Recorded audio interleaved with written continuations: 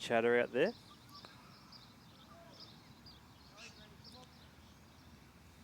So just after this ball, I'm going to ask for a score update, Trent, on that New City game. It's an intriguing one at the moment. Neither team really managing to get a hold of the bat, but plenty on the ball.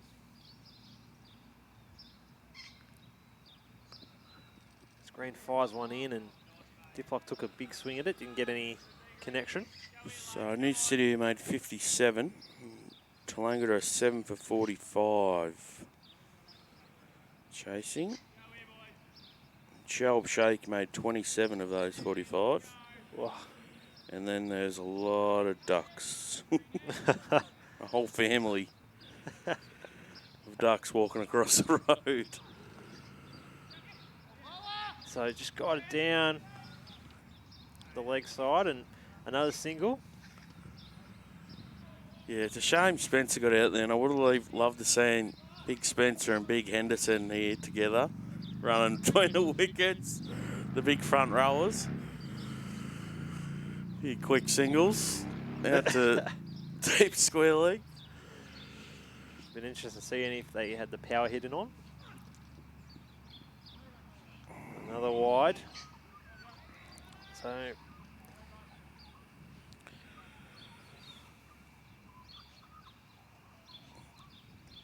if they get 3 more wides here, T-Ball, their highest run scorer will be Belvoir themselves.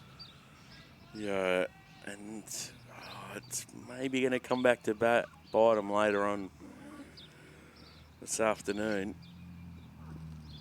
Another big ball. Oh, but just letting that one go past, and it's another extra. Well, they have fielded well, but like we said, the wides have been sloppy now.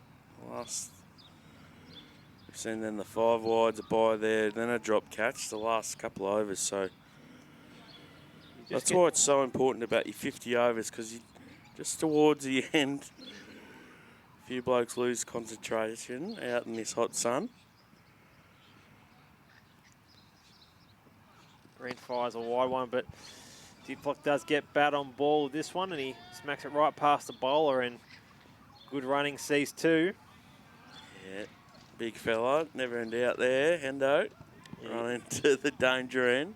You just get the sense, T-Ball, that there's a few fielders out there for Belvoir that are really hanging out for the 50 over time limit. Oh, you're counting it down from, well, virtually from the start for blokes who don't bowl, but yeah, especially now after that second drinks, you're just wanting it to be over. Like, especially when you feel like you've been right on top, but then, 6 for 160, and now they're going to get another boundary. That's a good shot, and it has travelled all that way for 4. And that's why I said this Albury team, they all can bat all the way down. Diplock now 15, Henderson 5 not out.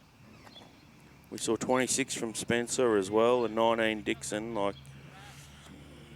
So as much as they were on top now, those last 4 or 5 overs, they've got a lot of momentum now, Albury, with 3 overs to finish off. So it's an expensive over there from Nick Green. His only expensive over for the entire game. He's been super impressive.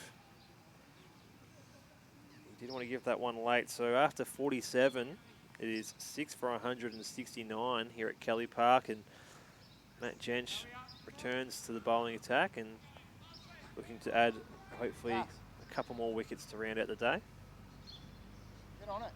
I am on it. Doesn't look like it.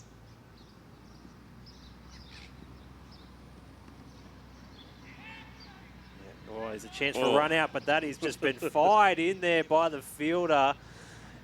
And you would have thought if that throw had been relatively comfortable, it would have got Diplock out. He was a long way out of the crease, but it took off like a rocket.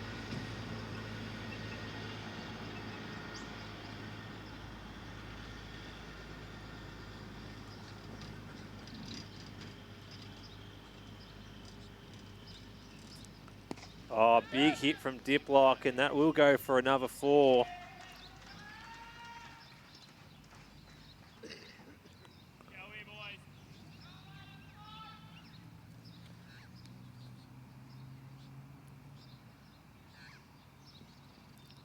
Nearly had enough on it for 6, but just bounced before the line. And now Diplock moves away to 19. Try to go again, but this time pick up a single.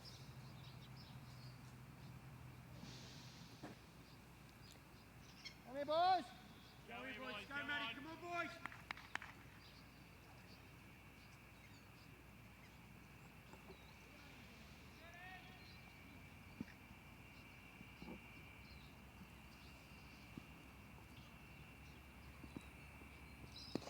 Henderson goes high.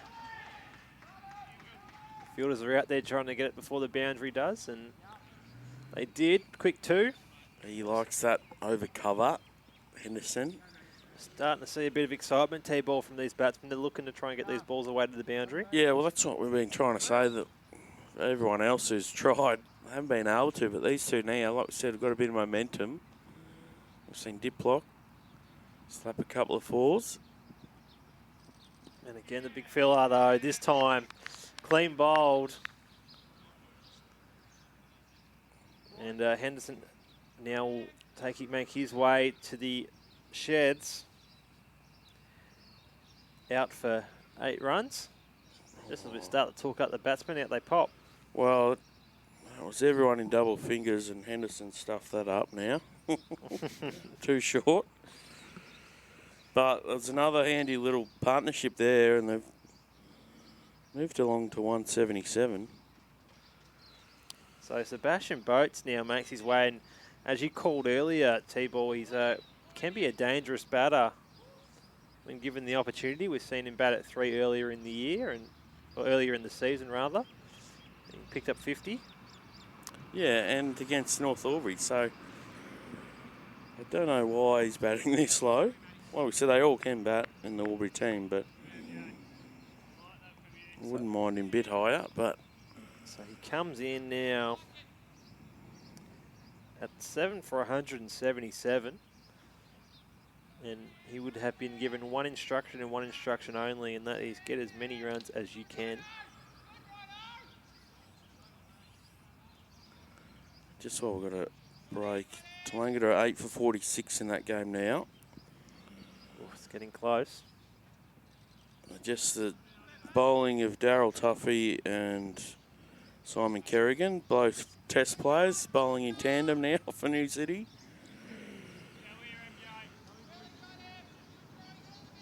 Against Andrew Lode, who's at the crease, 1 not out. He'll steer the bushies home. That won't bother him.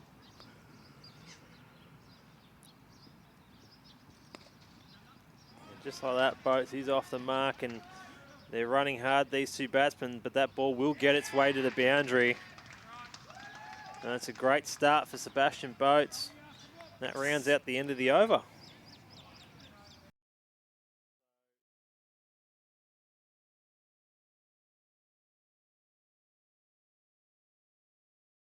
Come to the Albury Brewhouse. Relax and unwind in modern surrounds. Great staff, a fantastic menu specialising in share plates. A great place for all ages. The Albury Brewhouse, open 7 days.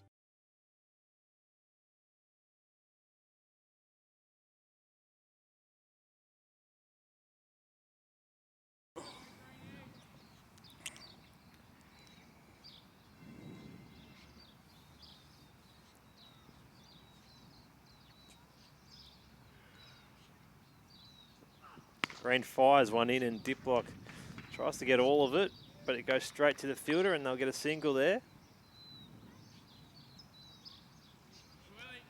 So it's his last over here, Nick Green.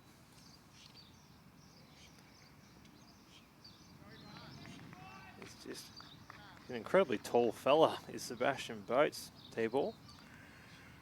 Yeah, he's a good 6'2" or 3".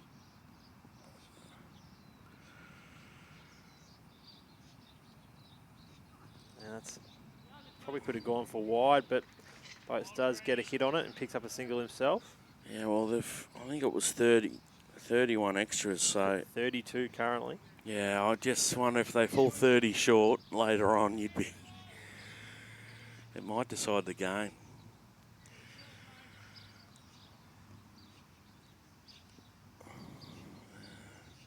See where Diplock, if he's going to take on that short ball, if he can get it in front of square there, mid-wicket. Again, just a big bounce, isn't it? Popped right over his head. Another single for Diplock, who moves his way up to 22 runs.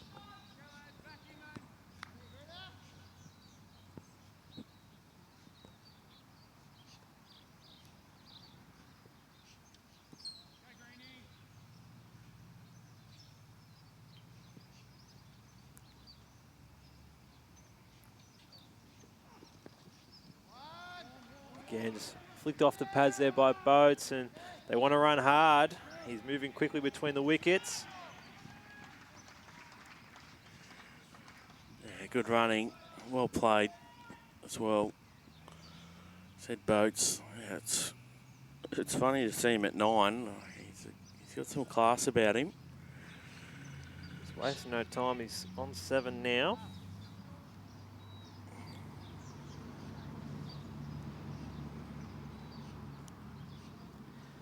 We're looking forward to seeing him with the ball also come next innings. And again goes high, this time beating the fielders, and it will go for 4. So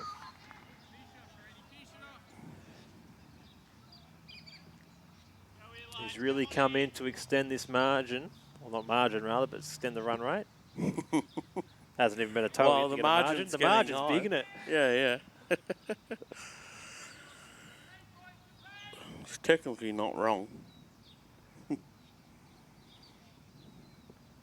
It's going to be interesting, T-Ball, to figure out which will end quicker, the innings here today for the first innings, or the entire game there, New City versus Langata. Yeah. Green fires another one in. It's a much stronger ball, and that brings up the end of the 49th over. 1 over remaining here at Kelly Park. It is 7 for 191.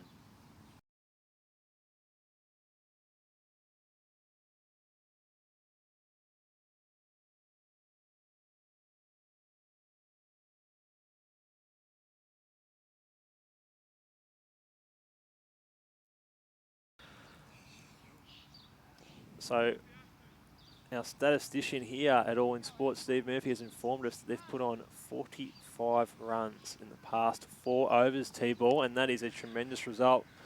Yeah, you can see the momentum they started to get. Diplock, now Boats, a couple of boundaries. That's what they needed that whole way through, and they finally got it here towards the end. And Diplock goes again. That'll be It another is one. a high hit, and it's another 4 runs. It has been a sensational 5 overs, and we wonder where this has been all game. Well, the thing is, like we said, with those 23 or 4 wides, it's also these 4 extra overs that they're bowling, so it's extra balls plus the runs. Diplock once again's high, but it will fall short at the fielder, and it will just be a single. Drew Cameron could have caught that, but he didn't want it. Wasn't looking for the dive today. Would have dived over and it would have went for 4.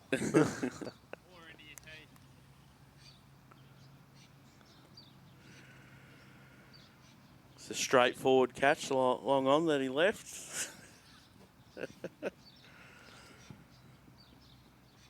Boats goes in the exact same direction. This time perhaps he does go for it, and he's called his own miss.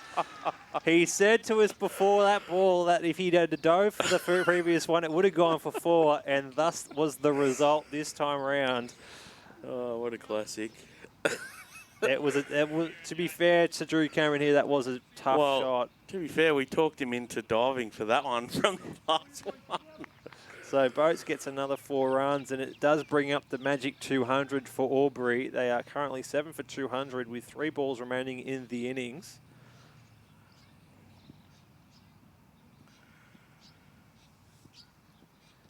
And wide again. It's another extra, and that's going to be the difference. This inning should be over, and it should have been chasing 150, 160. So And what's most impressive here, T-Ball, is that the highest scoring run getter for Albury is a mixture of Alex Popko with 33 and the 33 extras. yeah.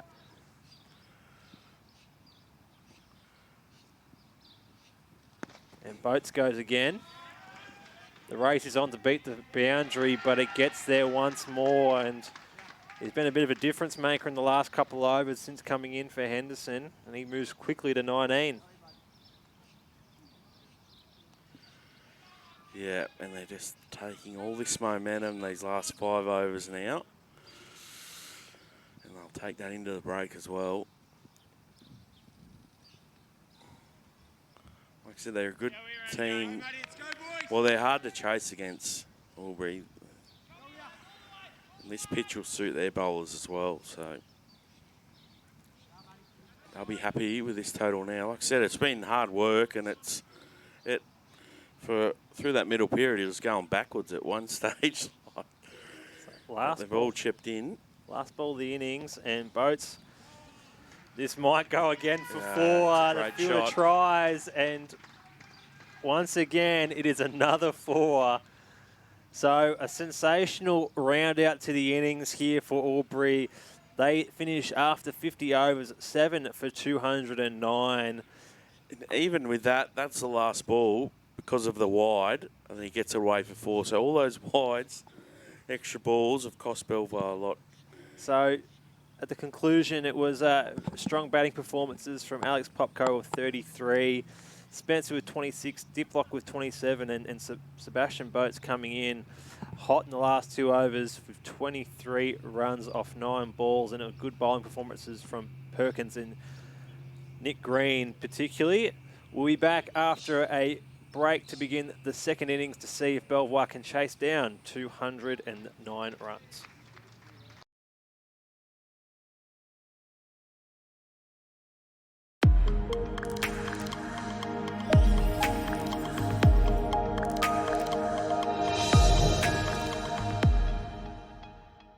You work hard, so when a hose or fitting lets go, your local NZ hose doctor will be there. With an extensive network, chances are we're not that far away. At NZ, we work hard to keep you going. NZ, on call 24/7.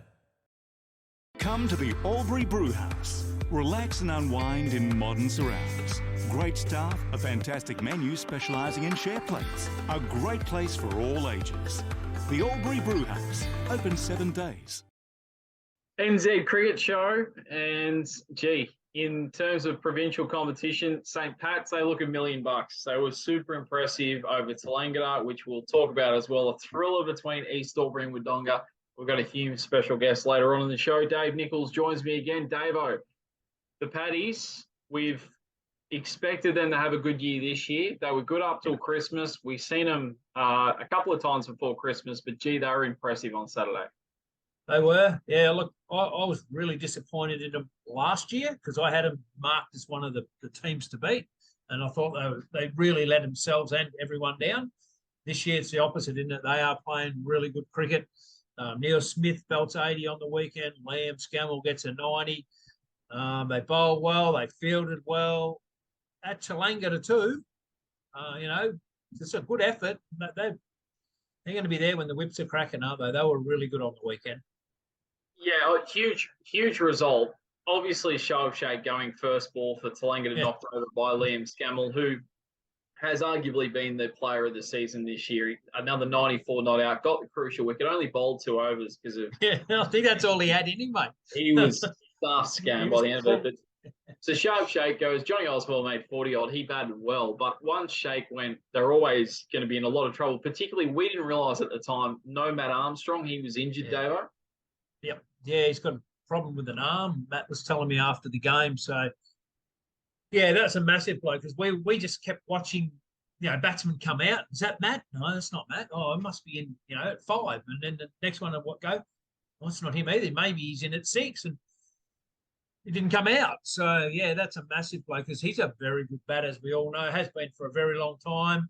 Be a very important part of their batting lineup. And to have him out and then, like you said, lose Shake, first ball of the game, he just stood there. He could not believe that Neither could we, to be fair. No, he stood a shot a long, long time, and he obviously robbed everyone watching of probably what was a good batting deck and what he may have been able to do on it. Good wins also. We should touch on.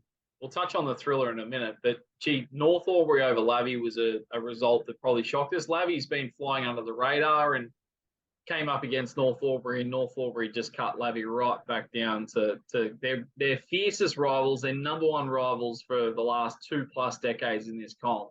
They smashed them. Yeah, it was just North Albury being North Albury, wasn't it? Just ticking every box, doing what they have to do, clocking up another win and an impressive one. But how's Luke Doherty? Yeah.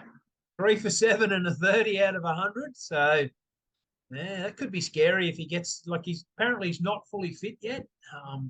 So, yeah, that's going to be something to look forward to. If he can do that, off a short run and take 3 wickets against North Albury and then make 30, could be interesting. Come back into the year. Dave, I think we were talking about it a few weeks ago. A lot of people probably stuck a fork in Lavey a little bit as soon as Nathan Brown went down, because we know how good he is. It didn't help. No, well, it doesn't help. But Luke Doherty does, as good as Brownie is, Luke Doherty takes care of a fully fit Luke Doherty takes care of a fair bit of that loss. It certainly helps, doesn't it? Like, he maybe, I don't know. I haven't seen Luke for a long time. He comes through the Riverina system. Maybe might not be quite as good a bat as Nathan Brown, but he might be a better bowler than Nathan Brown. So swings and roundabouts, isn't it? He could be very important to that side if he can, average 30, 35 on the run into Christmas into the end of the season and take 2-3 wickets every week. They're going to be hard to beat. Yeah, absolutely. And obviously Albury finds some form beating New City. East Albury keep their season, well, there was alive in any case, but again, they had to beat Wodonga. They did by a run. What a thriller that was. And the Wodonga Raiders and Corowa, well, Corowa are pretty much, and this is what we keep saying, Davo, about winning games at the start of the year, because Corowa now, even though it's only just after Christmas, that loss has pretty made it. They can't afford to lose another game now. Yeah, that was a really bad loss. Not the fact that it's to the bottom side. It's just there was so much riding on that game for Corowa, and they've come up short. It wouldn't have mattered who they're playing at the moment. They've beat North Albury the week before Christmas, the top side. 2 games later, they've lost to the bottom side. That's some really weird form. All right, Jared Hatton was out, but they probably should still have had enough to beat a down on confidence Raiders side, shouldn't they? Yeah, agreed, 100%. Yeah, the other big news that's come out, we're going to catch up with Jordan Renner from Lockhart, talk Hume cricket on the other side of the break, but the draw has been done. So we've got our final 4 in the T20 provincial comp, but we're talking about the next competition, the provincial second grade human district over. Yes, yeah. So the draw was done tonight under strict conditions. 2 coffee mugs, pieces of paper in them. Deb my wife drew the paper out. Now, she's not a government official, but her dad did work for the RTA, so that's sort of government. All right. So, and they all came out. So we've got games at Bathanga and Kiwa this week, double headers. In the midday game at Bathanga, we've got Bathanga playing Brockburn. In the 3 o'clock game, we have St. Pat's versus Lockhart. And then over at Kiwa, in the midday game, we have Dedarang and Colcan. And in the 3 p.m. game, we have Walla playing Mount Beauty. Mount Beauty. Okay, so good. Gee, Walla Mount Beauty might be a fascinating game. Yeah. Mount Beauty is, we spoke to Solomon Hussain. Yeah. They've gone on we spoke about it, if you get on a bit of a run here, and they have got on a run, and they're starting to really fire. So, and Walla sitting 6th in their comp, they'd probably want to go a little bit better than they are, but the promise is there for Walla, so it could be a real good game, that one. Okay, all right, well, really exciting. Well, you mentioned one of the teams that's drawn probably the favourites to win that competition, St. Pat's. We're going to have a chat to what he thinks about his side's chances on the other side of the break with Jordan Renner. All right, talking Hume cricket now, and it's good to see those boys are back underway as well. Jordan Rennan joins us from the Lockhart Cricket Club. We've spoken to him before on the program. Jordan, thanks very much for your time again, buddy. No worries, thank you.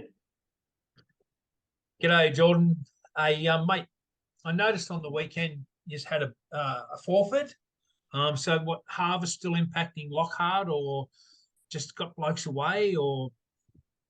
We had a fair few blokes away, actually. They went up to the Gold Coast and, just struggled to get a side. Yeah, no, it can be that time of the year, can't it?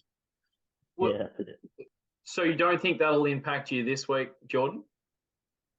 No, this week should be fine, hopefully. I'm pretty sure most of the boys are back.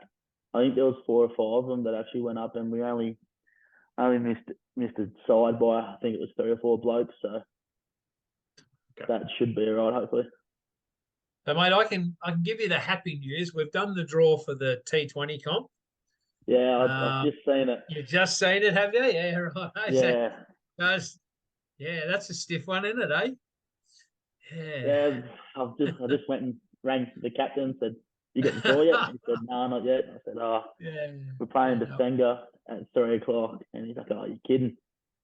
Against St. Pat's. Yeah, I've seen that, yeah. Yeah. So, and it was all above board, mate. We had 2 coffee mugs with 4 names in each and pulled them out. Earl Jack's on the phone. I'm writing them down and my wife's pulling them out. And out comes St. Pat's, out comes Lockhart. So all above board. When I seen that one, I thought, geez. Yeah, that's a tough one. Yeah, I mean, they're all tough ones, but you're a dodgy bastard, Davo. You've stitched the boys up there at Lockhart. Give the boys a break. Jordan and the guys, they've on a Gold Coast holiday. Some of the boys come back and you've done that to them. Just sum up a bit of the year so far for you boys, Jordan. Obviously, it's easy to look at the win and loss column, but have there been some signs there with some of the guys in the team that have had decent seasons, or what have you made of the year so far? Overall, it's been pretty disappointing, obviously, with the win-loss.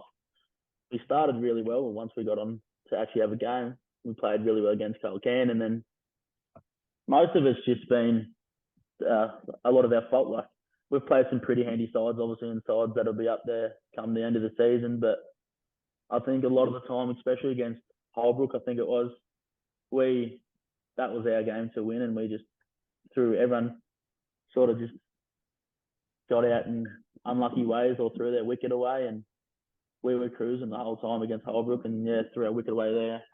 And then just either with, not that we want to make excuses, but not getting a strong enough side together and not really getting all the boys to training and stuff makes it a little bit harder. But you can't really put the blame on anyone else. I'm a bit like you, mate. I'm from a small town too.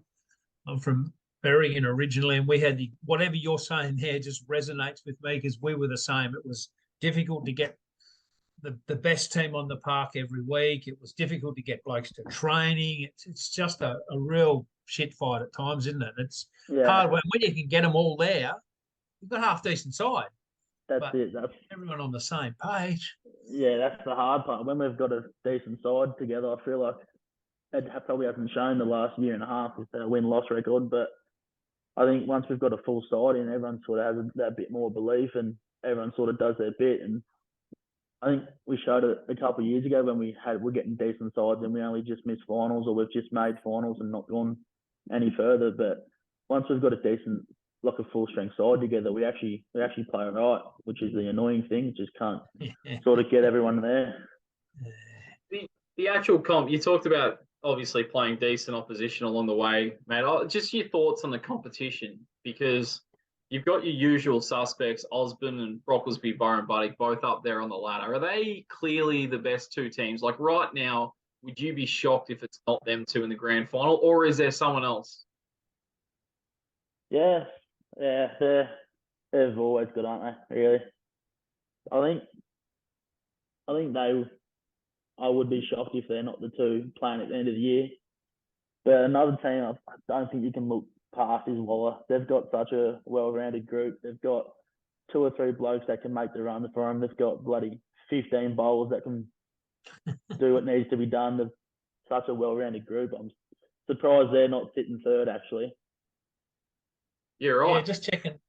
Sorry, mate. Yeah, just checking the ladder, Murph. They're sitting sixth, Waller.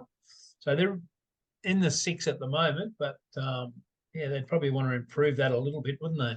Well, they're around the mark. Tommy, I spoke to, I was at a dinner with Tommy Simmons before the start of the year, and he was their captain. He was really optimistic for the season that might happen there, which will be very interesting. Actually, there was a good result for the competition, Jordan, on the weekend in terms of, a bottom side competing with a higher ranked side. In fact, I've actually got that wrong. I thought it was Henty, but it was Holbrook. Colcan actually played a thriller, Davo. Came down to only 3 runs between those two sides. Colcan's obviously, Holbrook haven't won a heap either this year, but a thriller between those two sides. So good to see, Davo. We've got some close cricket out in the district and Hume comps as well. Also had a tie on the weekend in the Hume too. So yeah, we did with I was about to touch on that next. Rock was the other one. Rock and Rand. What do you rate about them, Jordan? Rock and Rand. They both the Rock Huron Creek and Rand. They're both sitting up there in the top 5 at the moment. Can either of those win the flag? Do you think? Oh, with the Rock, I think it just depends on what kind of mood Toddy Hennam's in. As you've seen, they make 170 odd, and he made 115 of them. Yeah. So if he can get a couple of blokes to go with him, I reckon they're just as good as chance as anyone else. But you've got to get them to go with you. And I don't know, we haven't played around this year, so I haven't really paid too much attention to them. But their record speaks for itself. They're always going to be around the mark. Yeah, they're up and about all the time, aren't they? I mean, they won, how many in a row did they win? It was some ridiculous. 7 or 8 or something, didn't they? Yeah, man, gee whiz. Is that, Davo, Jordan just touched on that, 115 and Toddy Haddam. Is that the most individual display you've seen in a cricket match for a fair time? Well, we actually had one in Country Week. We had Country Week this week, and there was one kid scored about 60 or 70% of the score. Yeah. It's strange, isn't it, when it happens? But it can happen. But yeah, it's a good effort, though, isn't it? 115 out of 180 or whatever. You'd probably be a little bit upset, wouldn't you? You would be. That's the sort of stuff you've got to bring to the table for the rest of the year, Jordan. Just go out there, make a century, mate. Top of the order. Easy. I'll be able to make some runs, let alone 115. All right. With that footy jumper behind your head there, mate, I think you're going to struggle, to be fair. Come on now. If that's North Melbourne, you're in a world of pain. I've been brainwashed as a young kid. Well, the rest of the season, mate, what are we looking at from Lockhart's point of view? What would you be happy with in your crystal ball for the rest of the year? I think if you look at it, we're only sitting half the game outside the 6 or something like that. So I feel like, harvest is done. We can get all the boys back. I feel like if we all chip in, we've got not the easiest of runs home, but there's a couple sides there that personally I thought that we've played so far that if we all sort of done our bit, that we could have got on top of it and rolled them. So ideally, making finals would be good. We haven't played finals a couple of years, so I feel like playing finals keeps all the boys interested, makes them want to come back next year. It'd be pretty hard to sort of want to come back next year when you keep getting flogged and stuff. So a bit of incentive would be nice, and hopefully all the boys can make some runs, take some wickets, and find our way in the finals. And then sort of you never really know what happens in the finals. Well, that's the thing. Like, you're only half a game out, as you said, and might have a tough draw. But I mean, if you beat, imagine the confidence you can get out of that, and hit the finals, and you go, "Oh, we beat them, and you just never know, do you?" I mean, that's it. Yeah, it'll be one of the great stories if they were to get in for the rest of the year. Jordan, we really appreciate your time having a quick chat to us, mate, from Lockhart's point of view. You're always the first bloke to put your hand up. So best of luck for the rest of the year, mate, and I'm sure there's more wins to come. Cheers, thank you. Yep, good luck and get a good footy side, mate. Get on the brown and gold. Oh, dear. No, thank you.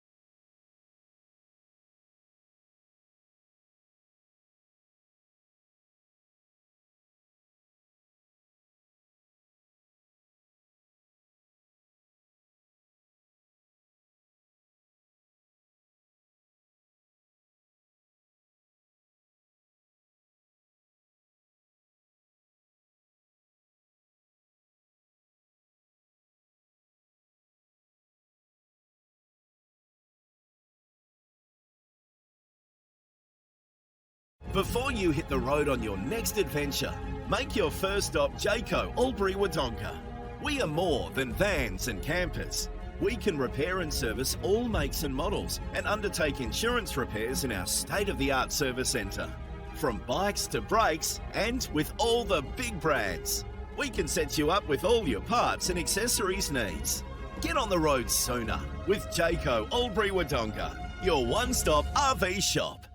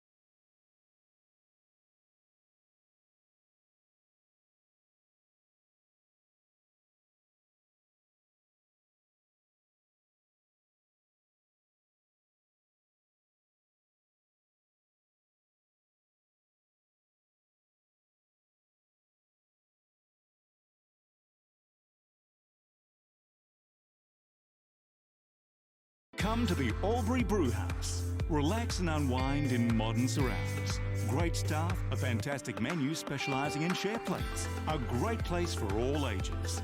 The Albury Brewhouse, open 7 days.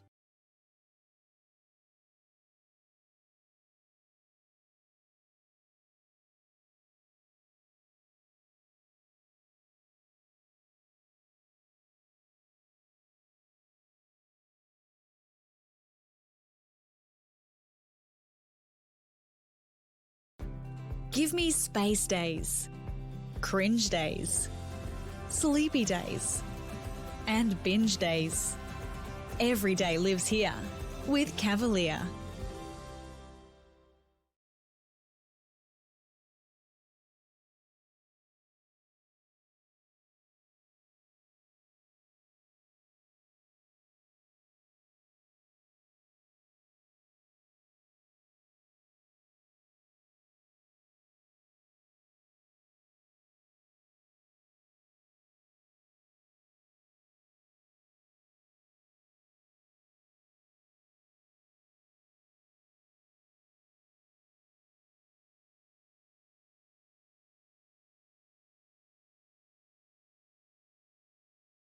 You work hard, so when a hose or fitting lets go, your local NZ hose doctor will be there. With an extensive network, chances are we're not that far away. At NZ, we work hard to keep you going. NZ, on call 24/7.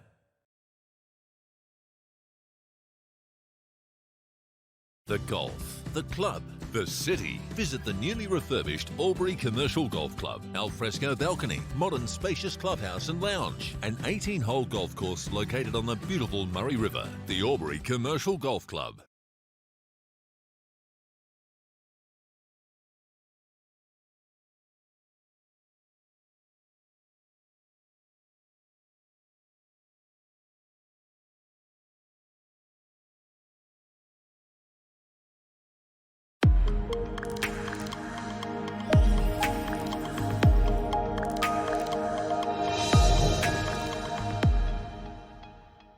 You work hard, so when a hose or fitting lets go, your local NZ hose doctor will be there. With an extensive network, chances are we're not that far away. At NZ, we work hard to keep you going. NZ, on call 24/7. Come to the Albury Brewhouse. Relax and unwind in modern surrounds. Great staff, a fantastic menu specialising in share plates. A great place for all ages. The Albury Brewhouse, open 7 days. NZ Cricket Show, and gee, in terms of provincial competition, St. Pat's, they look $1 million. So it was super impressive over Tallangatta, which we'll talk about as well. A thriller between East Albury and Wodonga. We've got a huge special guest later on in the show. Dave Nichols joins me again. Davo, the Paddies, we've expected them to have a good year this year. They were good up till Christmas. We've seen them a couple of times before Christmas, but gee, they were impressive on Saturday. They were. Yeah, look, I was really disappointed in them last year because I had them marked as one of the teams to beat. And I thought they really let themselves and everyone down. This year it's the opposite, isn't it? They are playing really good cricket. Neil Smith belts 80 on the weekend. Liam Scammell gets a 90. They bowled well. They fielded well. At Chalangata too, it's a good effort. They're going to be there when the whips are cracking, aren't they? They were really good on the weekend. Yeah, huge result. Obviously, Shoaib Sheikh going first ball for Talanga knocked over by Liam Scammell, who has arguably been the player of the season this year. Another 94 not out, got the crucial wicket, only bowled 2 overs because of. Yeah, I think that's all he had in him, mate. He was stuffed scam by the end of it. But, so Shoaib Sheikh goes, Johnny Oswald made 40 odd. He batted well, but once Sheikh went, they're always going to be in a lot of trouble. Particularly, we didn't realise at the time, no Matt Armstrong, he was injured, Davo. Yep. Yeah, he's got a problem with an arm. Matt was telling me after the game. So, yeah, that's a massive blow because we just kept watching, batsmen come out. Is that Matt? No, that's not Matt. Oh, it must be in, at 5. And then the next one, what go?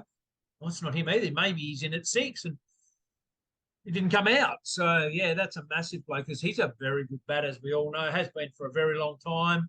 Be a very important part of their batting lineup. And to have him out and then, like you said, lose Sheikh, first ball of the game, he just stood there. He could not believe that.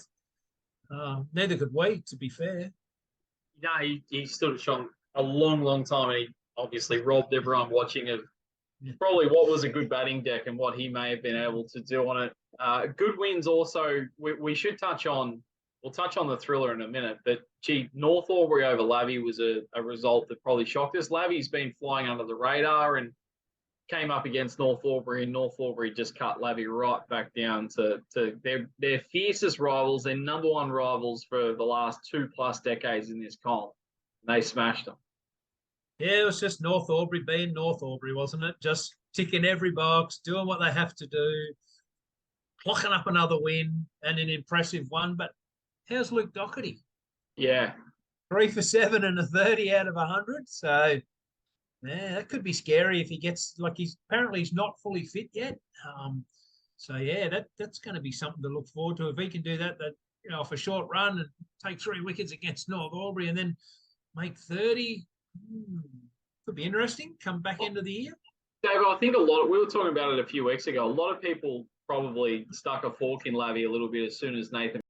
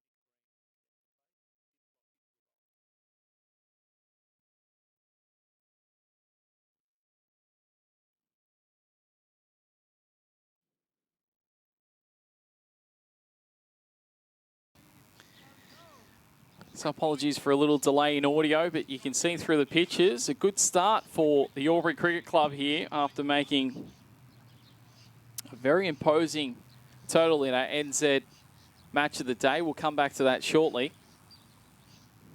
As the pressure. Have a look at this. 3 slips, gully point. How good is that to see? Brennan Diplock bowling. So he has picked up the wicket, knocking over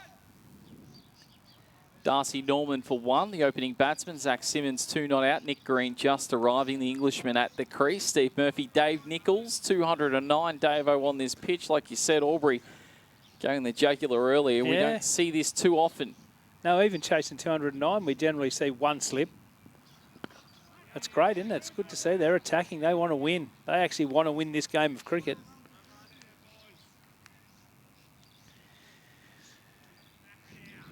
Come out, they had 2 appeals in the first over. They've knocked over a wicket in the second over, so they've come out firing.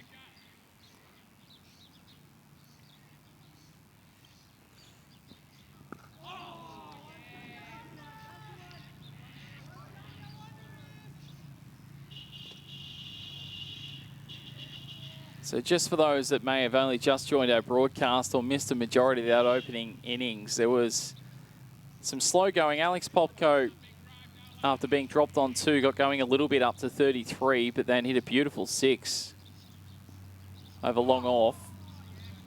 But then really from there, things slowed between 20 and 30 overs for a 10-over period. They only put on 15 runs, Albury, and they really looked like they were going to maybe make 130, 140 at best. Well, incredibly, 60 runs off the last 5 overs, and they ticked it along from the 30-over mark onwards. They put on 209. And a huge performance in particular from their side. Johnny Spencer, brilliant late. He came in and really changed the momentum. Put on 26, 27 not out to Brandon Diplock, and 23 from just 9 balls to Sebastian Boats was such a cameo effort. And amongst all of that, 33 extras from a Belvoir perspective, including 26 wides. That ultimately has cost them, well, it's cost them 33 runs, but those 26 wides now puts that a really imposing total, Dave Nichols. Yeah, mate, and we seen it when we did Belvoir here just before Christmas. They had a similar situation with wides. They bowled a lot of wides. It's something they really need to work on before they get into the finals, because you don't want to be bowling 55 overs at a St. Pat's or a North Albury, do you? Oh. That's just darted back in. We're going to speak about this man for a moment. Shansu Bayer. He was the leading wicket taker in the competition last year. An absolute star. But leading? He was leading overall? Yeah, he won the bowling. Yeah, my word. 1.1 overs, none for 3. So we went for 3 off his first over. But his first game for Albury this year, Davo. So he's another X factor for them come finals. Just helps them out, doesn't he? Because they're a little bit short in the fast bowling stakes. Punched nicely through the covers, won't get to the boundary. Caleb Martin will slide, pick it up, and won't prevent 2 runs, but. And Brandon Diplock, so he's had an injury and has only been able to bowl spin, so now he's back bowling fast, so things are on the upswing for the Alburys. They've got a couple of fast opening bowlers, and their spin's always been not a problem. So, yeah, just rounding out their team, and a great performance today with the bat.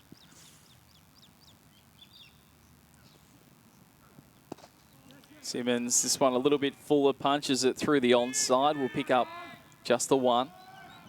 Chased by Ross Dixon. Gets it in. But the 60 off the last 5 overs wasn't just bludgeoning, was it? It was really well batted. They just worked it around. They got a chance to hit a boundary, they did, but it wasn't just all out brutal. It's just some really good batting.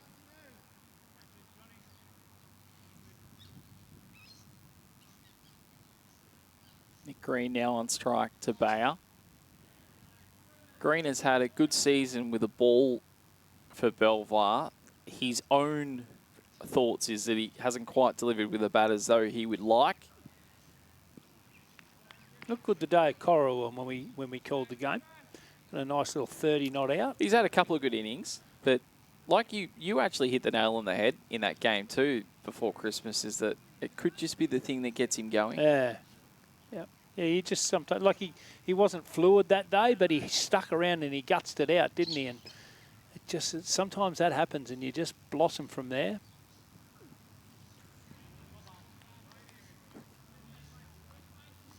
And of course, Josh Wood, one of the Belvoir imports, has gone home. So they're down in import. They're down Lockheed McMillan. So there's a couple of opportunities just popped up now for spots in the Belvoir team. Just waiting for someone to grab one with open hands, I guess.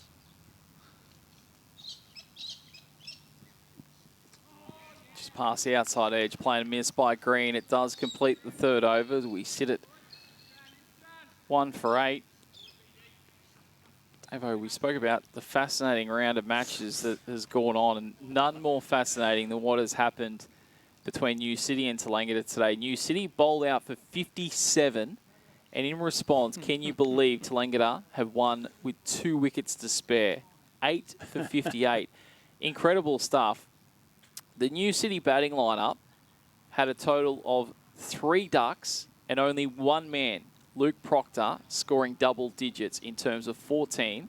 The wicket takers, 5 for Sam Stevens for 27, 4 for 10 to Dilhara Lockahedich. And then on the other side of the equation, it doesn't read any better, really. I'll come back to that. Diplock to continue into Simmons. Got that ball swinging a fair bit through the air. It'll be a leg by. It will be.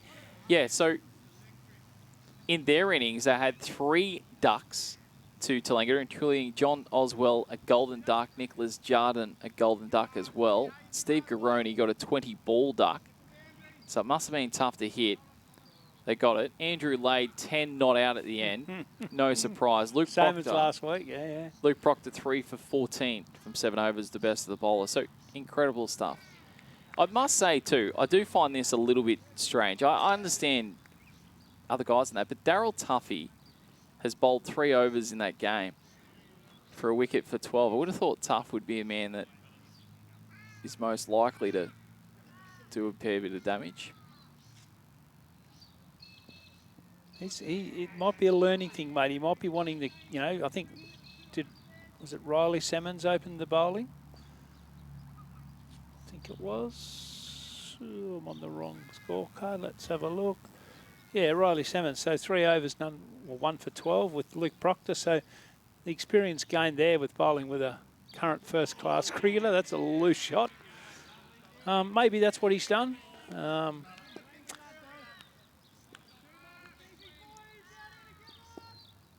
Just give a young bloke a chance and bowl with it. That's how you teach them, you know. And with 58, you're probably not expecting to even get close to winning, and by crikey, they did.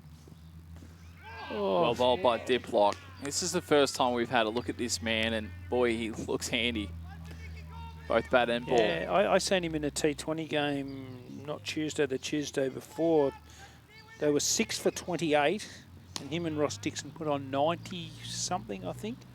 And he was belting them. He hit a massive 6. Clipped away by Green. That'll be our first Martins Buses boundary of the innings. It takes the score to 13. We'll come back to that, Davo. It's the completion of 4 overs.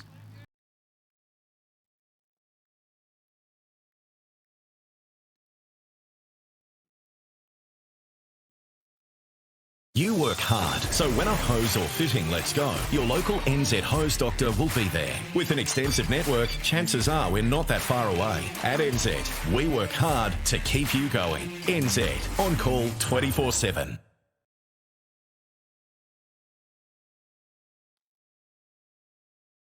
What a way for Nick Green to get off the mark with a 4. Yeah, Davo, you were speaking about Brandon Diplock. Yeah, so they played at Bilson, which obviously is not the biggest ground sideways. And they had it's going to be a singleton off a slight misfield by Dixon. Yeah, they had the pitch to about as far to the western side of the square as they could. So that side was like 25 metres to the boundary line, probably a bit more. But the other side was a big boundary, and he hit it to the long boundary, and he cleared the road. He hit it out of sight, so he can hit a big ball, and he looked half decent too. Clipped away by Green this time through square leg. It's a vacant square leg as well. Fine leg can't get there. And it's a second. Martin's buses fall to Nick Green. That's a lovely shot, isn't it? He just flicked that off his hip beautifully. I think Bayer, at his pace, probably can't afford to get a little bit short, and he's probably just dragged that one down a little bit. And Green quickly in position and just rolled it off his hip. I think Bayer just needs to be up a little bit further. He's got his field set in front of the wicket, so obviously just a drag down.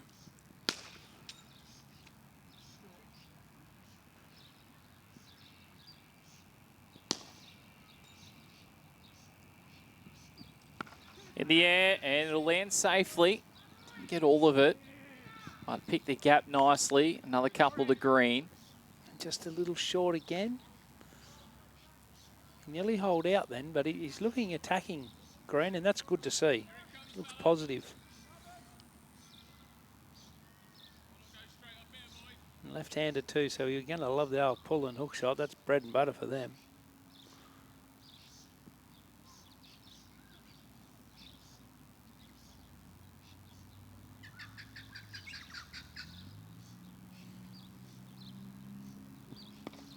This time opening the blade down to third man for a single. Takes him to 11. Better length though.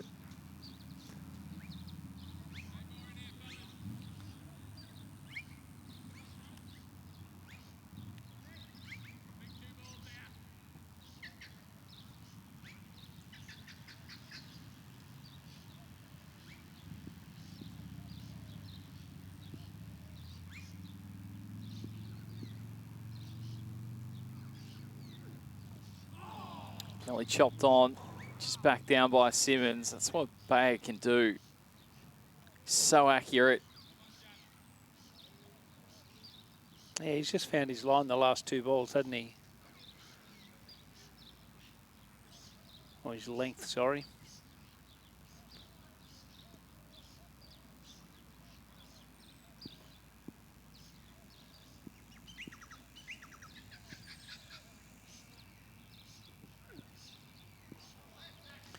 Completes 5 overs. Yeah, so Tallangatta have scraped home in a game that we would have been shocked to see them lose. Meanwhile, Corowa, who we really shouldn't say they're out of finals contention because they appear to be able to do anything. 8 for 255 today. Absolutely brilliant. 65 to Mitch Wagstaff, 69 to Arthur Godsall. They put on 123 for the first wicket and set a really good platform today for them. 3 wickets to Josh Murphy for 38. St. Pat's a none for 22 off 6.2 overs, but that is a massive chase in that game. Got a bit of the Pakistan about them, Coro, haven't they? They beat North Albury before Christmas, top of the table. Last week they lose to Raiders, bottom of the table. This week they've made 255 against St. Pat's, second in the table. You're just not quite sure what you're going to get from them from week to week. At their best, obviously, they're very good. Wodonga Raiders in their game all out for 142 in the 47th over. 55 to Tom Powell. Englishman at the top of the order of 99 balls, 5 falls there. The top wicket takers, there was 2 each to Cameron White, Alex Takel.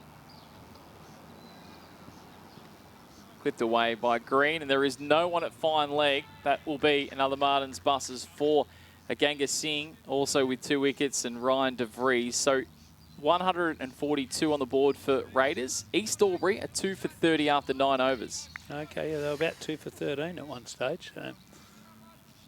They do give Raiders actually, for probably the last 4 or so years, have beaten East Albury probably minimum once a year. So it's a team they do play well against. So they've managed to scrape out a total.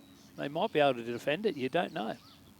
We wish, from a competition's point of view, for some upsets today, Davo. Corowa could do it. Yep. Raiders could do it. New City almost did it. Open blade goes through that sort of third slip cordon, down to third man, and it will be 4 runs. And third slip was there the ball before, but now he's at fine leg.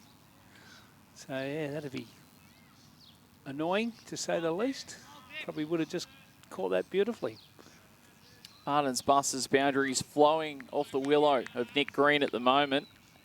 His family, if they're still up and about watching the coverage, would be absolutely loving this from the son and grandson. Maybe just waking up, mate. It's 4:30.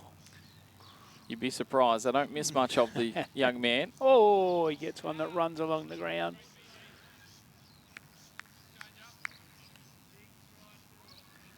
And our final game, Wodonga and Lavington. Yeah, New City almost causing the upset there as well. But our final game, Lavington posting 168 on the board. Wodonga are off to not a great start. They're 2 for 11. Oh, that's good bowling by Diplock. Interesting today, Will Ashton and Bryce Garvey, who have opened, batting at 3 and 4. They're now together. Okay.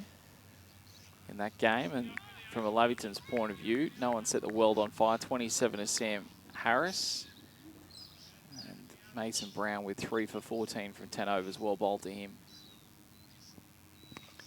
In the eye, top edge, a chance for a catch at mid-off should be taken and is taken. So maybe stuck in the wicket a little bit. Nick Green departs. It was a brisk and entertaining 23 runs made, but he is now out. It's 1 for 29. The thing there, like I've been watching Diplock, and he's very open-chested when he bowls, so he's going to swing it away from Green, and Green's tried to whack him over mid-wicket, and it's just a leading edge, isn't it? It went really high. I think it was Cade Brown lobbed underneath it, was it? He caught it pretty easily, whoever it was in the end. Nick Green batting well, but he has to go, and it brings about Drew Cameron to the wicket, who's been in pretty good nick this year. So a ball to go in the over. It was, 19 dismissed, 4 off 21 balls. 4 boundaries in that time. Completely different, Davo, to what we've seen. I was going to touch on this, and we'll continue on the next over with it. But Albury's innings was highlighted early on by how tough it was to score. Nat Sarriman, 19 from 78. Cade Brown, 11 from 39. Dom Stockdale, 10 from 20. Ross Dixon, 19 from 45. It just showed how difficult, and straight away in this innings for Belvoir, they've scored, I know it's still early, but they've certainly scored a lot quicker than that, more at a run of ball pace. Well, Nick Green looked really good, didn't he, till that last ball. So final delivery in the over for Bayer. Wide, outside off stump, and lucky to get away with a wide. So that does complete 6 overs. We'll take a break. No, they're going to go another one, mate. They are. Yeah. No, what's the umpire doing? I think they're checking, are they? Nope, going to bowl another one. Bonus ball. So the official live scoring at the ground by the scorers has this the first ball of the 7th over. Oh, no. So I don't know what that does to your score updates, Davo. But we're about to find out. Yeah, going to get interesting, I think. We'll continue that after the break.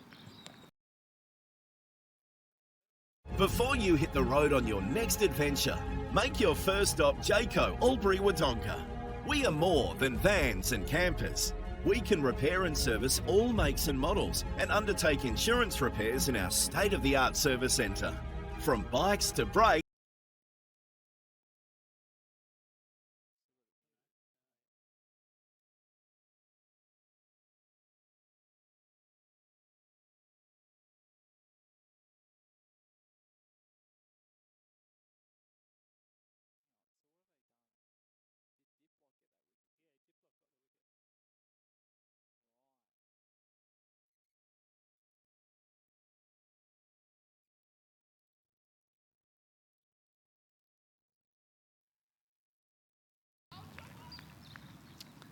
Well, the second wicket falls. This time Zach Simmons chopping on. Bayer gets the wicket. So a little confusion here. We apologise for that. Diplock with the last one. The live score slightly behind, then in front. And we have a second wicket to fall here, Davo. Yeah, that was terrible, wasn't it? He just got caught on the crease and he played away from his body, and bat was on an angle and it just took the bottom edge and just, by the look of it, hit middle and off stump. And now 2 becomes 3, and it brings in the heart of the order, isn't it? Joe Cook, Drew Cameron. Oh, Joe Cook's forgotten something. Hope it's not a box, Joe.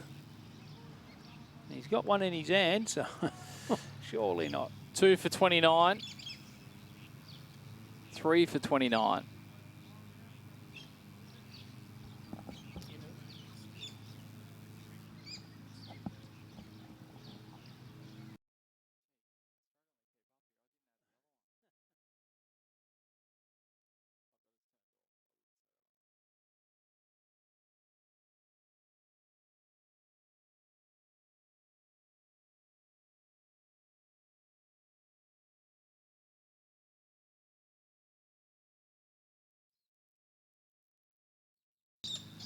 So 3 out now, 3 for 29 in the 7th over. Plenty happening here. Drew Cameron, Joe Cook together. It's very early, mate, but is this the game right here and right now? Last time we did a Belvoir game, these two, or at Kelly Park, these two put on over 100, and they're going to have to do it again today.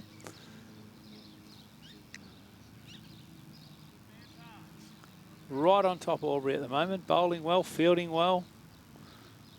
I think Joe Cook's patted down every little mark on the wicket.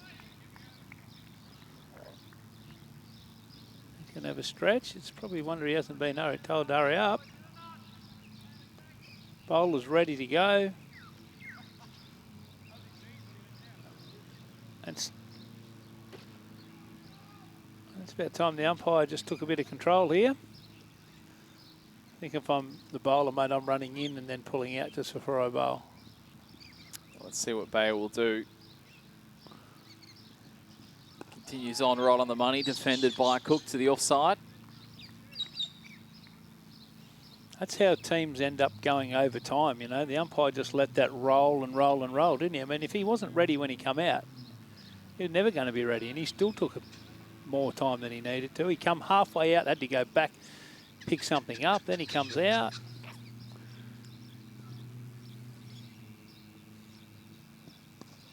Yorker length delivery, played to fine leg. That does complete our 7th over. And we will now take a break. It is 3 for 30. Before you hit the road on your next adventure, make your first stop Jayco Albury Wodonga. We are more than vans and campers.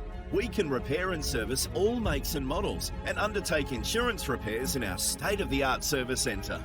From bikes to brakes and with all the big brands. We can set you up with all your parts and accessories needs. Get on the road sooner with Jayco Albury Wodonga, your one-stop RV shop.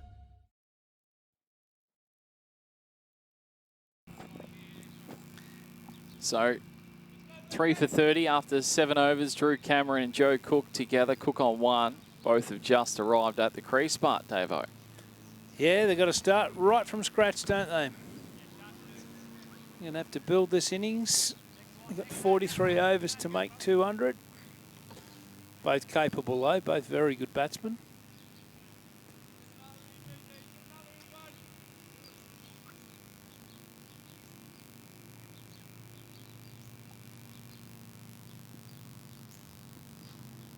Diplong in now to Cook, and he's just got that angle in. It's well left by Cook. Well bowled by Diplock. He'd be trying to move it in off the seam or swing it in.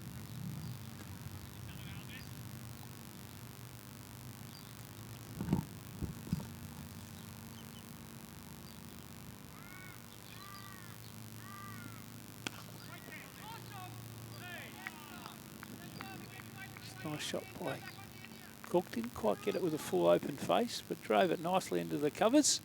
It's no run, but nice confident stroke.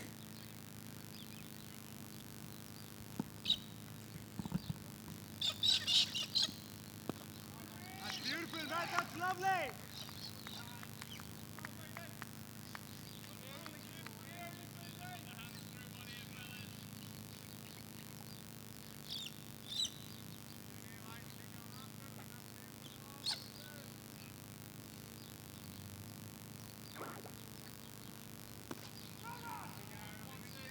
A bit wider and just angling in, and Cook quite fancied it. He just didn't get hold of it.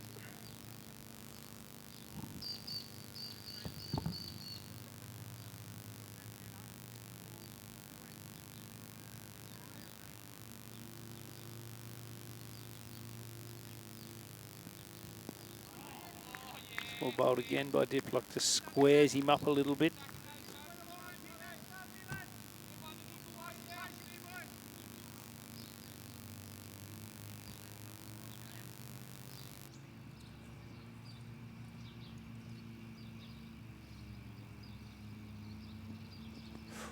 It's well worked by Cook. It's got a little bit straight. He's just worked it down to fine leg for 1.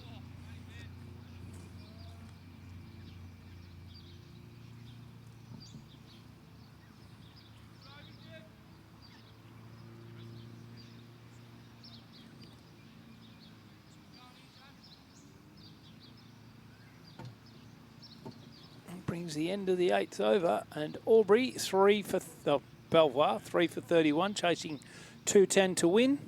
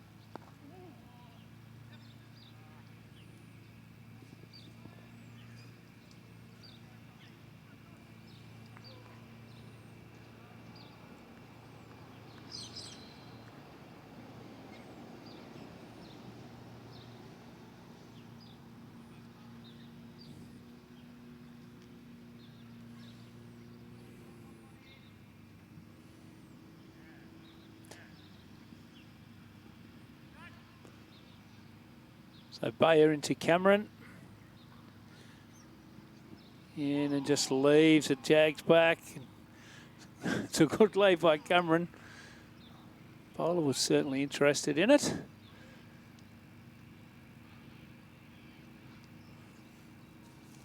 Belvoir 3 for 31, 33 it'll be now, 3 for 33.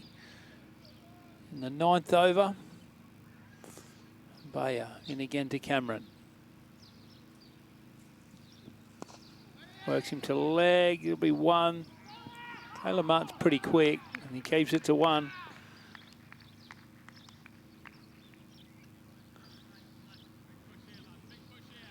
Moves on to 35, the score.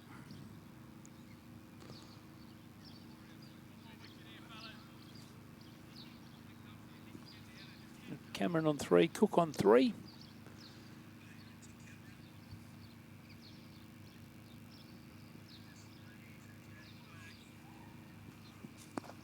That's well bowled, and that's the end of the over. 3 for 35 after 9. Bayer 3, what's he, 1 for 19, and Diplock 2 for 15 of the bowlers.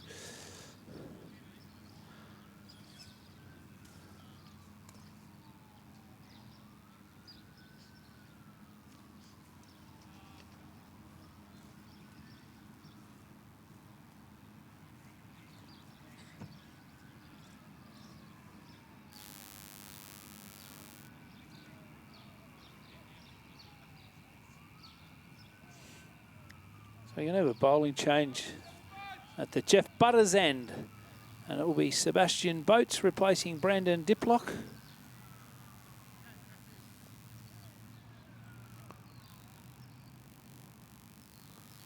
So Harriman comes up to make sure the fielder in there where he wants them. We're down to 2 slips in the gully now.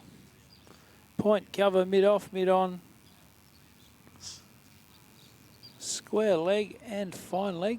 Cameron on strike.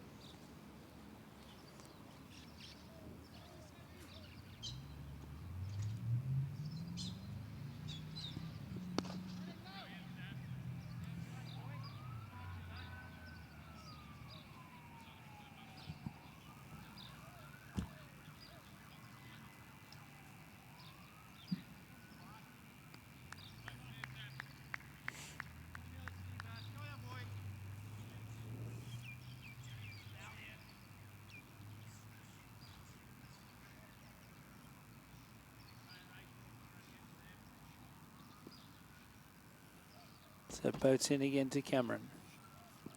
Comes forward and leaves, goes through to the keeper. No run.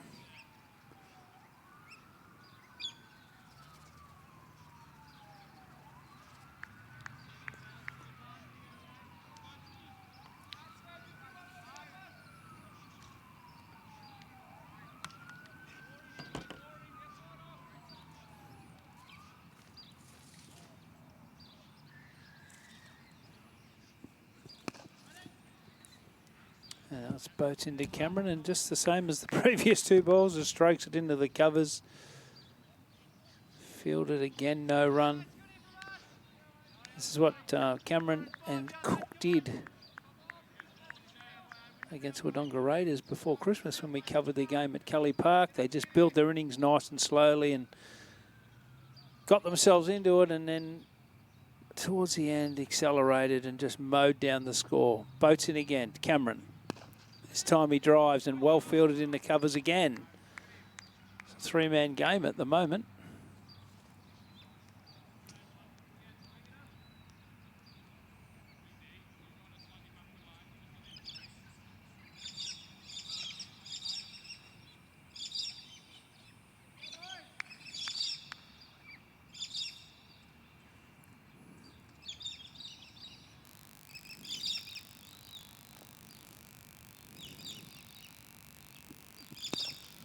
This time he gets another one to drive, and this time he gets it through.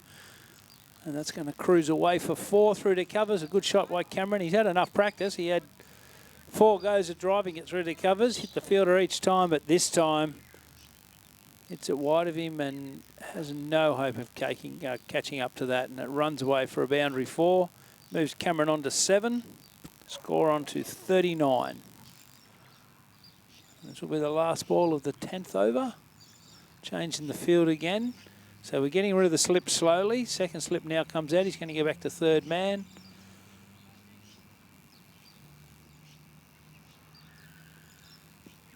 And well left by Cameron. And that's the end of the 10th over. Belvoir 3 for 39.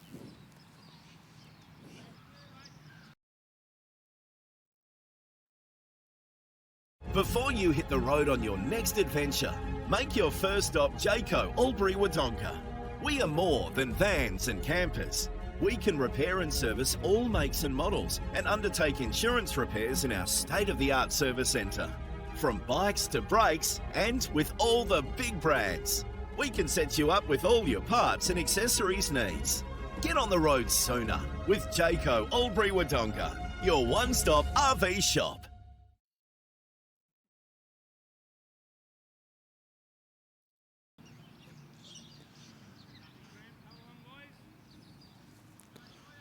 So Bayer, he's going to bowl his 6th over, and he's into Cook. Big wicket here. Can he knock him over? Back in behind it, played out into the point region. No run there by Cook. It's nice and tidy. Bayer has 2 slips in still though, so hoping for a little bit of a way movement, I'd imagine.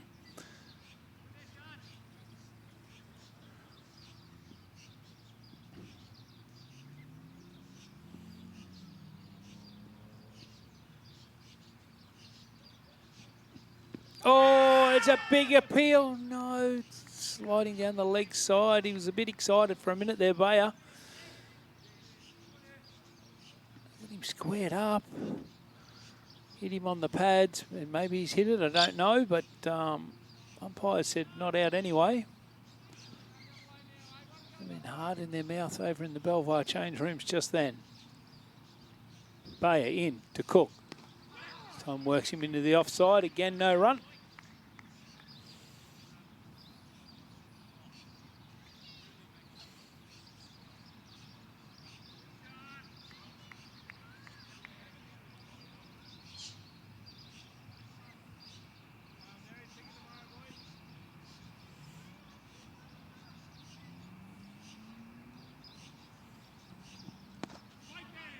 Forward defensive by Cook into the leg side. We know how big this wicket is, I suppose. If they can knock over Cameron and or Cook or both, They'll be right into the Belvoir team. If these two boys can see off Bayer and a few of the spinners and just slowly build the score, we'll be in for a big run chase. Bayer in to Cook. Cook works him into the offside. No run again. One to come in the over. So we'll round out the 11th over. Cameron on 7, Cook on 3. 39 is the score.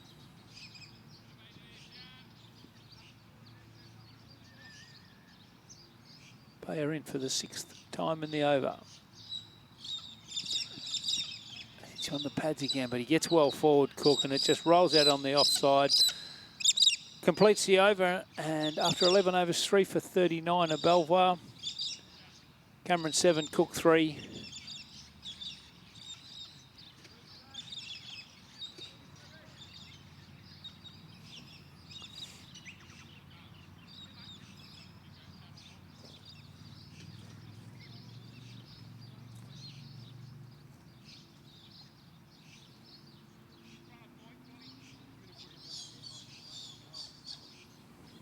Just a couple of score updates from around the grounds. Wodonga Raiders all out 142 in the 47th over. East Albury 2 for 55 in the 17th over. So going along nicely there, East Albury. Lavington made 168 in the 50th over, all out. Wodonga 2 for 20 in the 13th over. Corowa 8 for 255 in their 50 overs. St Pat's 1 for 46 in the 13th over. And of course, Tallangatta a 2-wicket victory over New City. A very low scoring affair. So that was Boats in then to Cameron. Cameron left it through to the keeper. No run.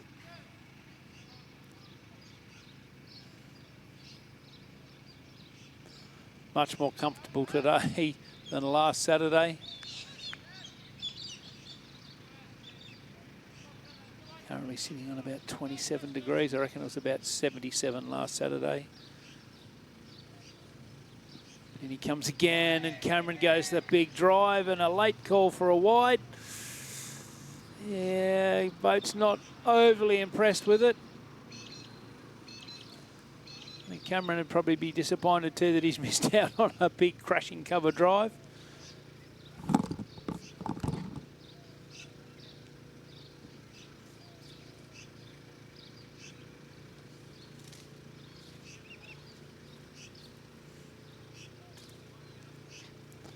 So Boat's top of his mark. Turns. Into Cameron. And caught it slip. Well done, it was pushed wide again. Cameron just went the big thrash through the covers and all he did was get a big edge. And it goes through to slip and he's taken. And that's a massive wicket by Seb Boats. 4 down now, Belvoir 4 for 40 in the 12th over. That really hurts. A long way out. Belvoir, 170 to get, 39 overs to get them in. And their best batsman walking back to the shed.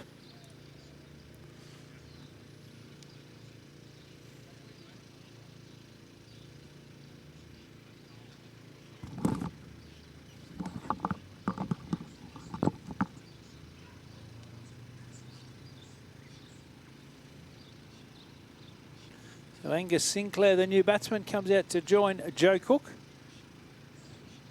4 for 40. Albury now. Belvoir, sorry, I've done that again.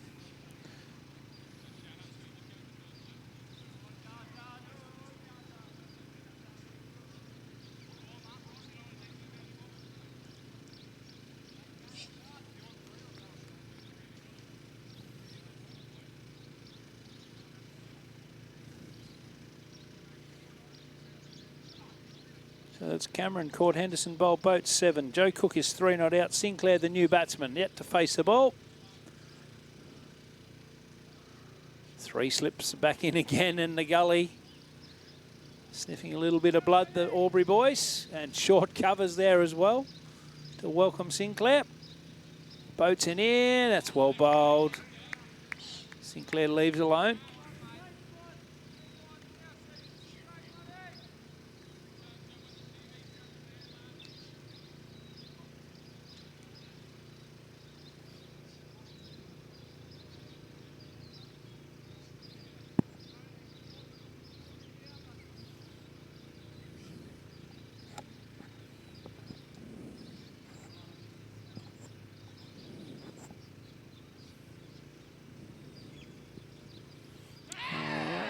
was an appeal by Albury.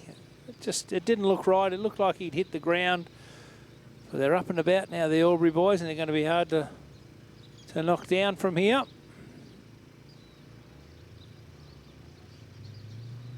Bolt's bowling well to the left-handers, throwing it up outside off stump, asking them to drive.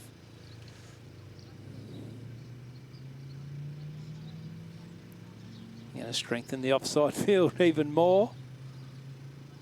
I'm not sure it's actually possible, but they're sticking blokes in front of the wicket, left, right and centre. We've got 2 short covers. We've got mid-off, 3 slips, a gully and point. There's 1 man on the leg side. That's well bowled by Boats. He's given it a wide, but he's bowling to his field, or trying to anyway. Ross Dixon, the lone man on the leg side. He's got about 500 metres, I reckon, to cover.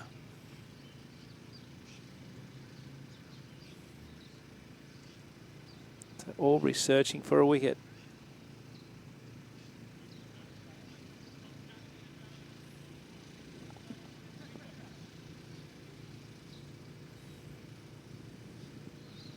It's well bowled again by Boats. It's well left by Sinclair. Not going to fall for that one. There's just too many blokes in the way to try and hit it through or get past.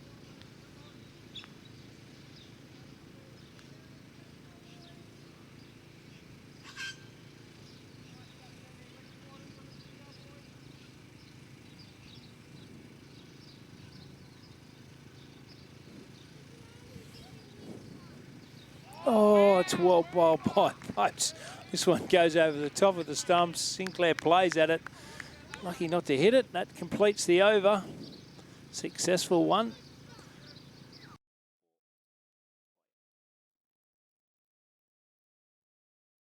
You work hard, so when a hose or fitting lets go, your local NZ hose doctor will be there. With an extensive network, chances are we're not that far away. At NZ, we work hard to keep you going. NZ, on call 24/7.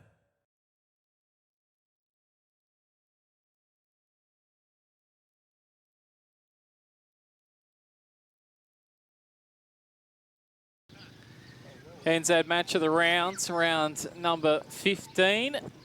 2 of the sides that should both be in finals. Belvoir will certainly be there. Albury on this performance. There's a Monty as well. Bayer in to continue to cook. Steve Murphy, Dave Nichols with you. And Davo, they've taken this game by the throat, Albury. Yeah, it's been some great bowling. They've bowled really well, the boys. They've set really attacking fields, something that we don't see a lot of. Smelled a bit of blood in the water and they've gone for it, and it's generally paid off. This man's bowled well without much luck.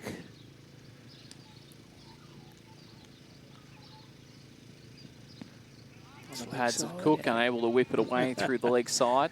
And he's angry with himself. He knows he's probably just missed out on, well, it depends on how well he hit it, 4, but certainly 2. He doesn't want to get too straight, Bayer. He's got a fairly good, solid offside field.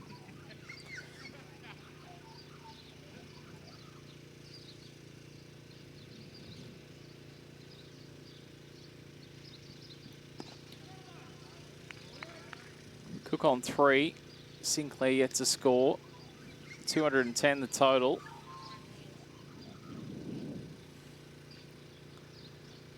And a lot of their big guns back in the sheds, obviously. 4 of them from Belvoir's perspective. Joe Cook is the best of them remaining. He's on strike. Bayer just misses getting him as well. And that's what he's done, Murph. He's just been thereabouts all the time, and he's got 1 wicket, but gee, he could have had a couple. 3 off 21, Joe Cook. So it's a bit of a struggle at the moment for Belvoir. I think they'd put the cue in the rack, though.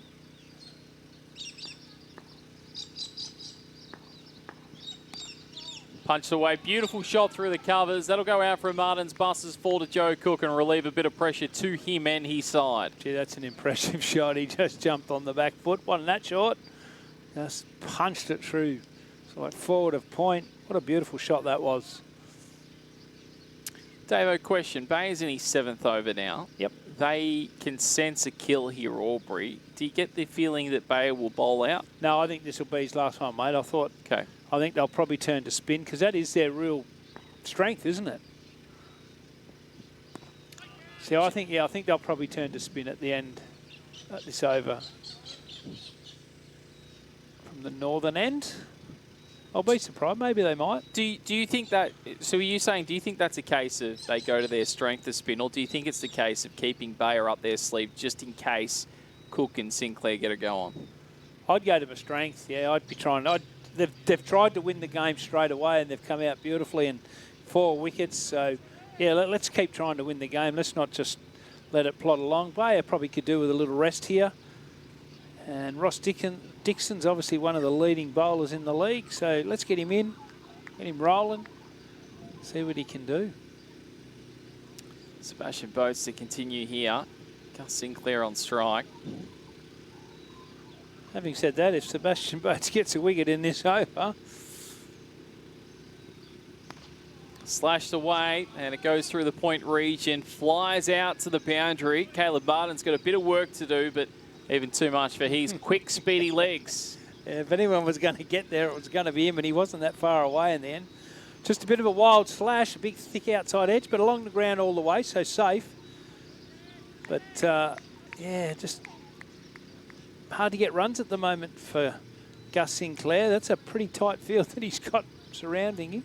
And he's not getting anything straight that he can work onto the leg side. Gets him off the mark. 3 slips. Gully in and plays it through that gap, a third slip in Gully, and that will be 4 again off the face of the blade. Beautifully timed. Back-to-back Martin's buses forward to Gus Sinclair. Yeah, he looked in more control that time. That looked a really nice shot by Sinclair. I don't think Albury will be upset about that, though, because he squirted 2 through that gully region. And they got all their fielders there. They've kept third man in this time, but yeah, I don't think they'll be upset about that. Brings up the 50 in the 14th over. Give you a comparison in a moment after this delivery between the two sides. Not that dissimilar. Albury, I did say they got off to a slow start today before Popco up the ante a little bit. They were 1 for 49 after 15 overs, Albury. So Belvoir here are ahead of the runs, but they've lost 3 additional wickets. Still, it's not 15th over, so they've got another over after this. So they're probably going to be 15 runs ahead of that total. But like we said, it was the last 5 overs of the game. They scored 60 runs. Yeah, they need to keep ahead of that total, don't they? And make up for that 60 that was crashed in the end. It's better by Sinclair. A bit more discipline there. Just leaves that one go through to the keeper.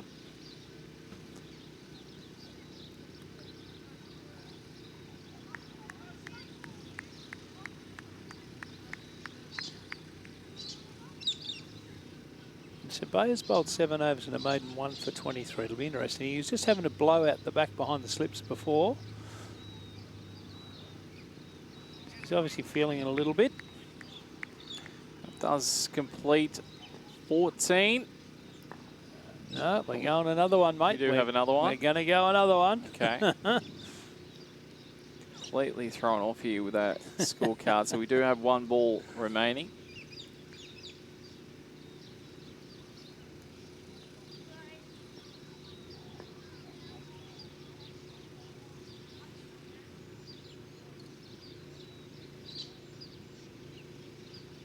A swing and a miss to complete it. It is 4 for 53.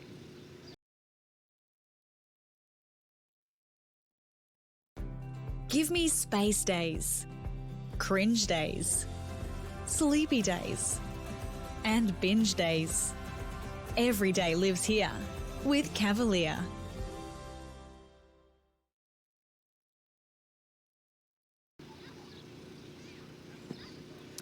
4 for 53, Cook 7, Sinclair on 8. Bayer is going to continue into his 8th over.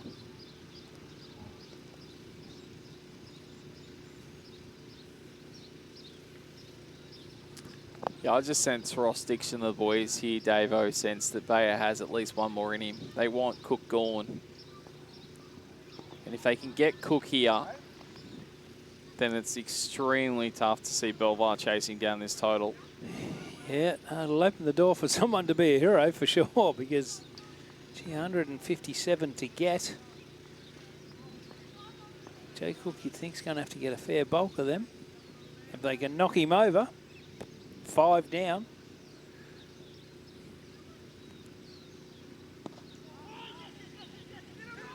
Quick single, well run in the end. It's well fielded by Dixon. I think Cook thought he had him beat. He got across and got it. If he had picked it up, he may have had a shot at the stumps. Would have been difficult throwing off his knees, though.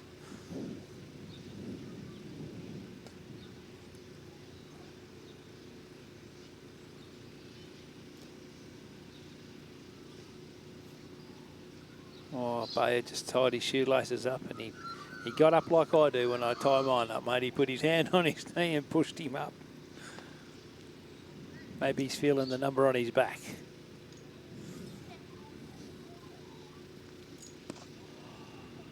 It's well bowled. He's bowled really well.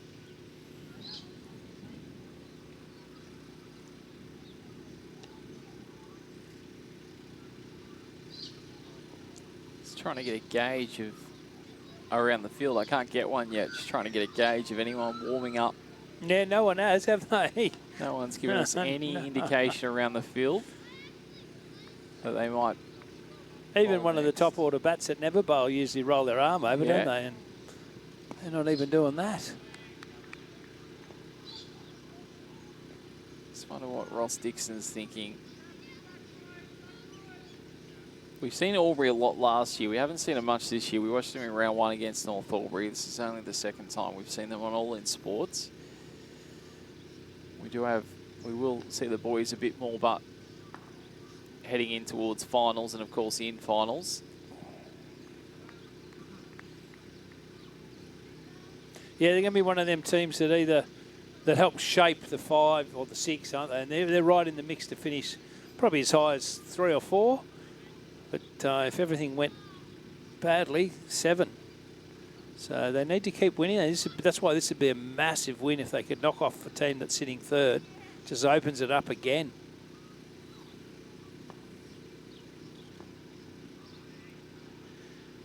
Completes the 15th, so we did give that comparison. It's only 5 runs the difference between the sides. But Belvoir have lost 3 more wickets. They do have 5 more runs, but Sinclair and Cook both on 8. Those other games around the ground, Davo, we know Tallangatta have had a narrow 2-wicket win over New City. Any other? Yeah, so East Albury and Raiders. Raiders 142. East Albury have steadied. They're 2 for 73. Matt Tom, who made, I think, 70-odd last week, he's 33 not out. They lost Caleb Hobbs' first ball of the innings. We've seen a few of them today. And then Pereira's 34 not out. And doesn't he look a good player? So he might make a pretty handy total today. Wodonga just look to be struggling, don't they? They're 2 for 38, chasing Lavi's 168. But they got their 2 main men at the wicket at the moment. Ashton's 14, Garvey is 16. One of their openers, Chris Fury, made 0 off 21.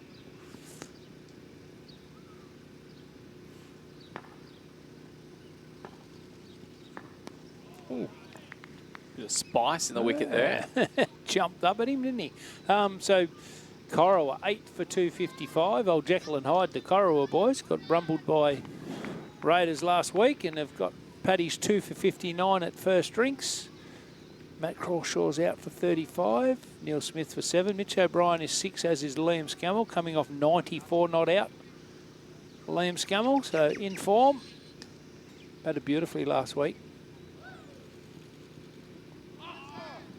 Would have had to go on and bought a bat during the week, though. And then Tallangatta, 8 for 58, beat New City 10 for 57. So low-scoring affair at Urana Road, and they'd probably be, gee, what, an hour and a half into the pub at the moment. They've been off for a long time. That only lasted 39.3 overs or 38.3 overs.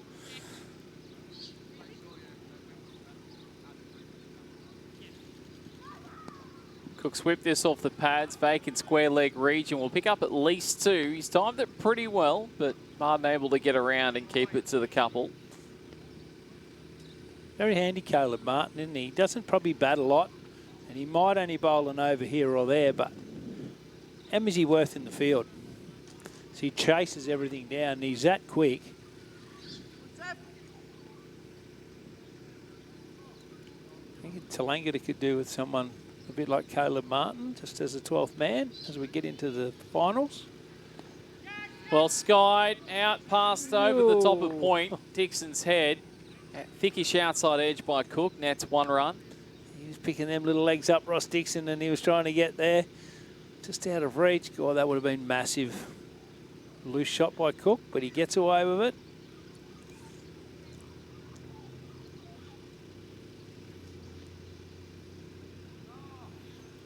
Partnership along to 17 now. Starting to look to be established, this partnership between the two. Both trying to play pretty positively as well, aren't they? They're not getting bogged down, or not letting them get bogged down.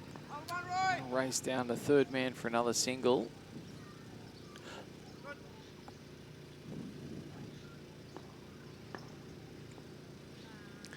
Well, plenty of overs in this game. There isn't a need for Cook or Sinclair to do anything silly. When you say up the scoring, no rash shots. They just need to play sensible cricket shots, knock it around. We've seen that with Johnny Spencer earlier, and there's plenty of overs here. They'll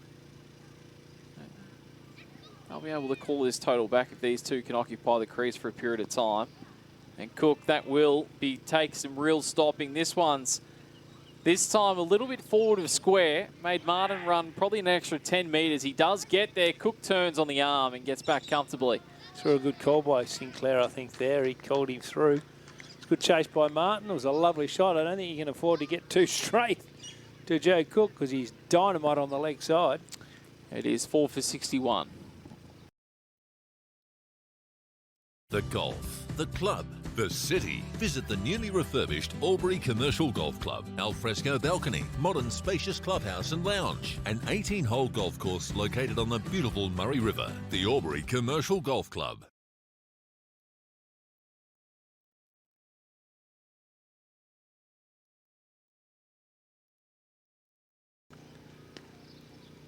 So if you wanted an insight into the mind of Albury and Ross Dixon right now, this is probably it.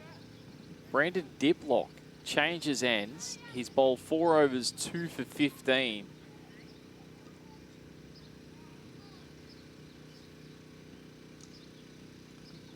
Perhaps they think pace is the way to get Cook here rather than spin. Diplock in. He has to be very disciplined here. He's an angle-in bowler. Looks like he's an in-swing bowler. So he doesn't want to get too straight with Cook because we've seen him slap a few through mid-wicket along the ground beautifully. So he needs to be outside off stump, just angling in towards off stump. That's well bowled. Right on the money.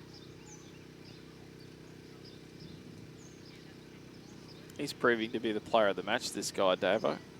Diplock? Yep. Yeah, he batted well, didn't he? Did bat well. Made the 27, not out, plus he's rolled up and taken 2 top order scalps. Cook in the air, just short of Dixon. Oh, a good effort by Ross Dixon, that was. Jeez. He's had 2 go near him in the last 2 overs. Oh, wacko. Just drew the false shot out of Cook then, and he nearly paid the price. It's just that one where you get that full delivery on the pads, you clip it, you hit it pretty well, and then it's straight to the man at mid-wicket, and you think, you're kidding me, aren't you? I've just smoked that. Yeah. What's he doing there? Yeah. Yep. You didn't nick it, you didn't get LBW, you didn't get bowled, no caught in slips or behind. No, you did it beautifully. Expecting 4 runs for it. Just think, what a waste. And you still get to go and sit down. It's a good effort by Dixon, though. That could have got under him and went for 4, but he charged it down beautifully. Well, beautiful cut shot. That is the stroke of the day. Joe Cook, straight through point. Didn't bother running the moment it left the middle of his bat. It's a good way to take us to drinks. 4 for 65, Belvoir.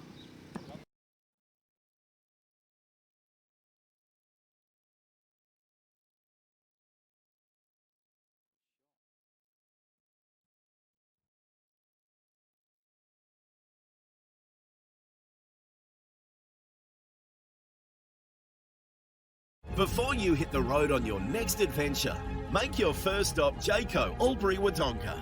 We are more than vans and campers.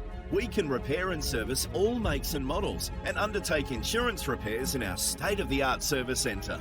From bikes to brakes and with all the big brands. We can set you up with all your parts and accessories needs. Get on the road sooner with Jayco Albury Wodonga, your one-stop RV shop.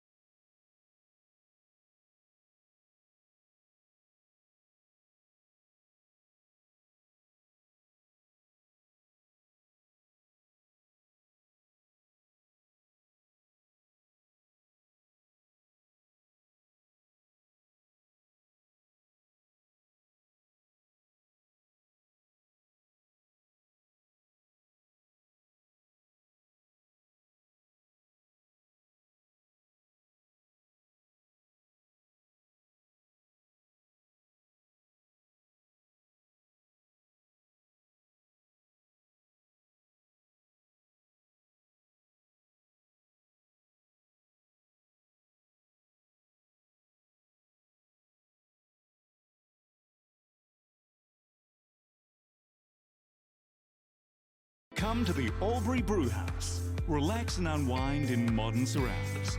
Great staff, a fantastic menu specialising in share plates. A great place for all ages.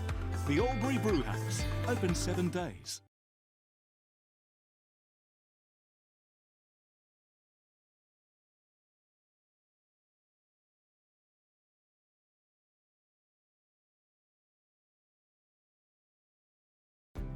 Give me space days, cringe days, sleepy days, and binge days.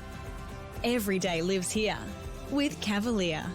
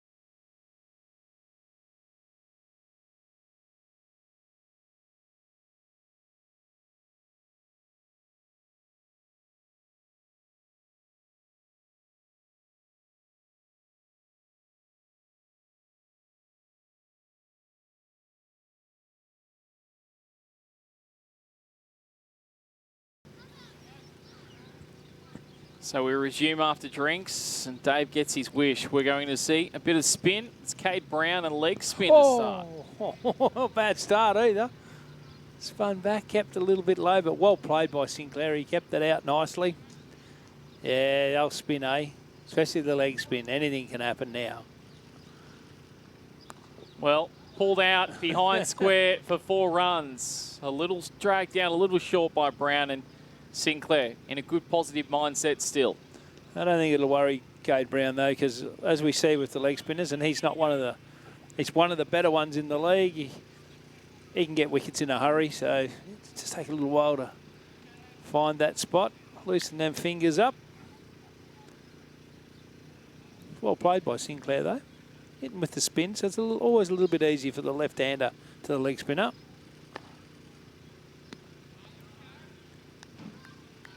Was a man out at deep square, and we see when that pull shot, he just got it behind square, and it was always 4 once he did that. Fine legs up as well. Much better length last couple of deliveries by Brown. So if he gets full fine leg up, it's dangerous. It's just easy to sweep. He'd be sweeping with the spin there. Gives himself some room. Wouldn't want that to scuttle on through though. They're starting to hit him nicely, though, Sinclair.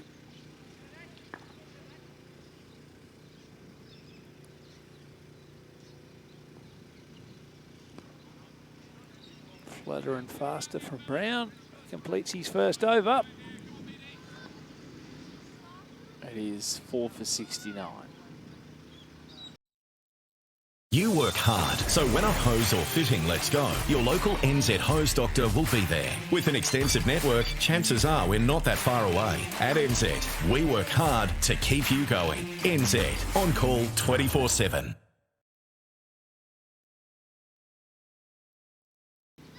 $209 on the board for Albury, an imposing total to chase down here. We don't see scores above 200 chased too often in the competition. It does happen. It has happened this year, but it doesn't happen too often.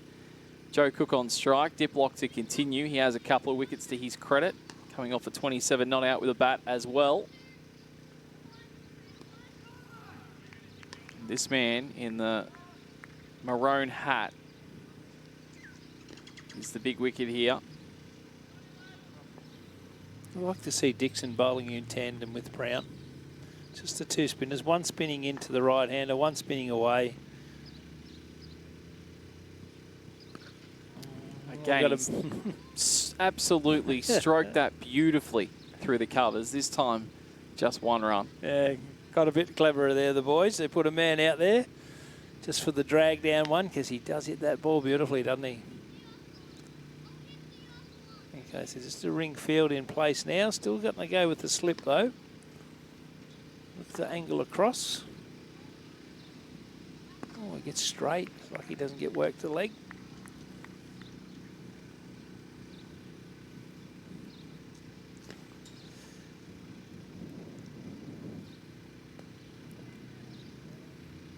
So Bayer's bowled 8. Diplock's into his 6th over. Brown's just started from the other end. I wonder what's going through the head of Ross Dixon. Does he bring himself on? Sebastian Boat's the other one, 4 overs that he's bowled. I don't fancy that he'll come back on just yet. I think they'll save him towards the back end. Wouldn't mind batting Diplock will potentially bowl one more. Yeah, I was thinking that. Yeah, and then Dixon will, that'll be 3 into the spell for Brown, then Dixon will come from this end and they'll try and bowl, you know, the 17 between them. St. Pat's have lost another wicket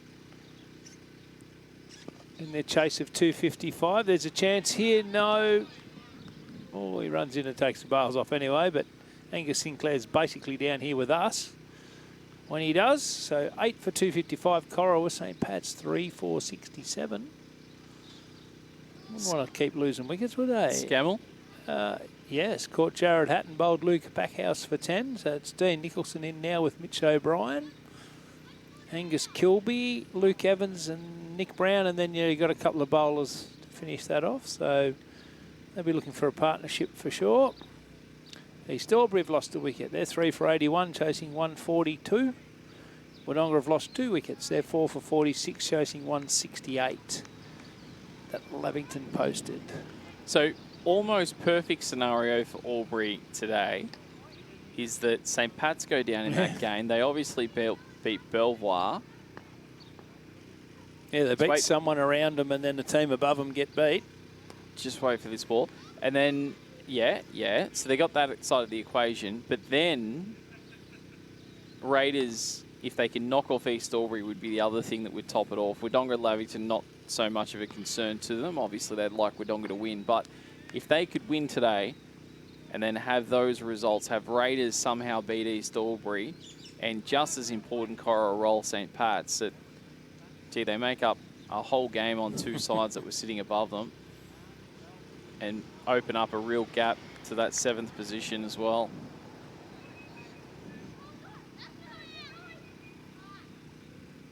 So an Albury win here today would put them on 48 points. Coral win would put them on 30. So Coral would be hoping for a St. Pat's win, wouldn't they? Because they still would be 2 games out of 6th spot. Well, what's Tallangatta? Tallangatta's 39, aren't they? Oh, we're 45 now because they're completed. Yeah. Sinclair sweeps, but fielded by Henderson at short fine leg. So sixth position occupied by who then? It'll still be Tallangatta tonight. 45 points. 45. Lavington will be 51, you would think, yeah. So East Albury would go to 36. They'd go to 42 if they won. Okay, so half a game behind if they win.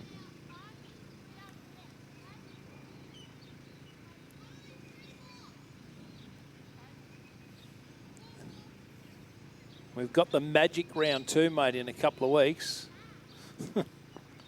The Saturday, Sunday games. Yeah, that'll make a big difference. You pick up 8 points there.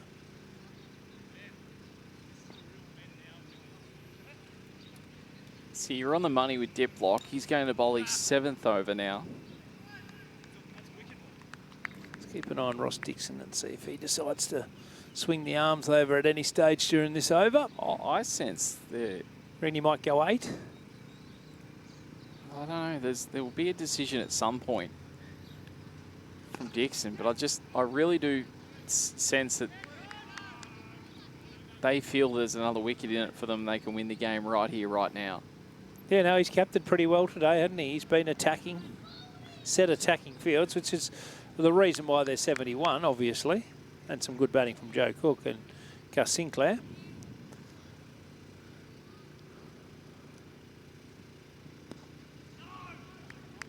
Yeah, don't go run yourself out, Joe Cook. That would just kill the game badly. This partnership's now worth 32. So in a lot of trouble at 4 for 40. They've come together. Nothing stupid. Some glorious shots from Joe Cook through the covers and point region. Some really good solid batting by this man on strike too, Sinclair. He hasn't looked out of place, has he? Supported him really well. So many overs in this game. There is no need for them to play any extravagant shots. Obviously put the bad balls away, which is what they've been doing.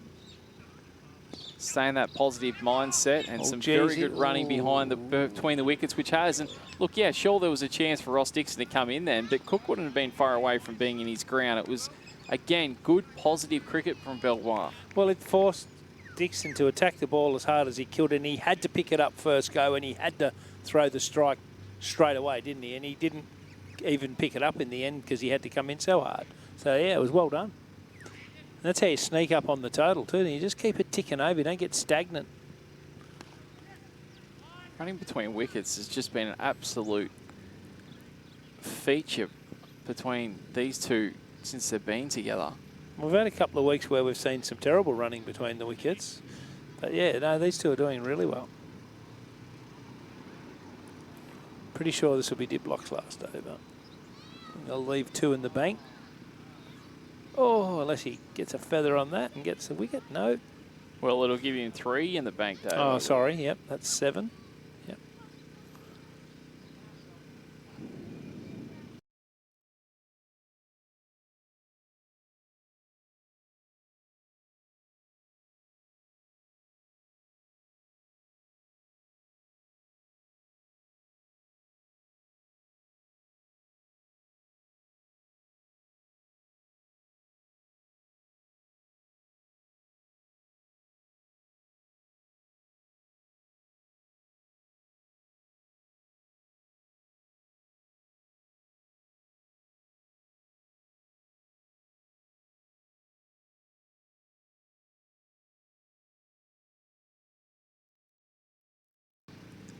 So welcome back. If you are listening to our coverage and watching the stream, last over has been given to Sebastian Boats. It's not the case. He still sits on 4 overs. It was Brandon Diplock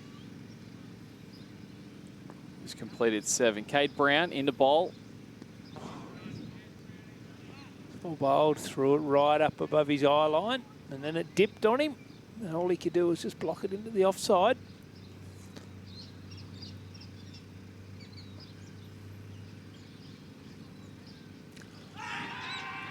And gone. Cade Brown strikes.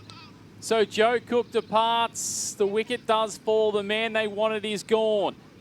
And Albury again have a stranglehold on the game. 5 for 74, a fifth Jacob Albury-Wodonga wicket. It was an interesting decision, wasn't it? He backed away to cut it. The ball obviously was quicker, flatter. I don't know, it sort of hit him and they appealed, and as the appeal was going on, the umpires put the finger up, so he obviously thought it was plumb. Joe Cook, I'm not quite sure, thought it was the same. But by the way, he has to go. That's going to make it hard. Well, it was a solid partnership, wasn't it? Before that departed. I was about to say before that ball, I actually guided my eyes down for a moment, Dave, as that ball come down from Brownie, because it was at this stage of the game that Albury absolutely stopped for a walk. Yeah. So after 20 overs, Albury were 1 for 70, Belvoir were 4 for 71. So basically level pegging there.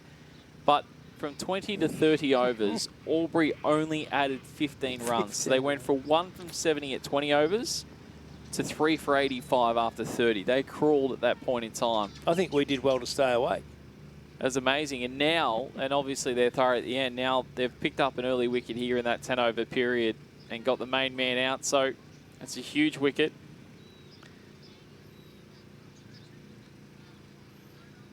New batsman is Will McCarty.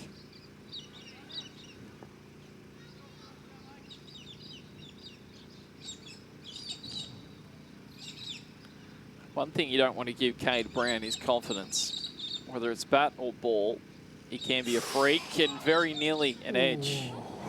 Nearly took the top of off stump. I think in the end, I think Sarriman might have just flicked the bail off. You got to know that's spinning back into you, Will. You got to cover that.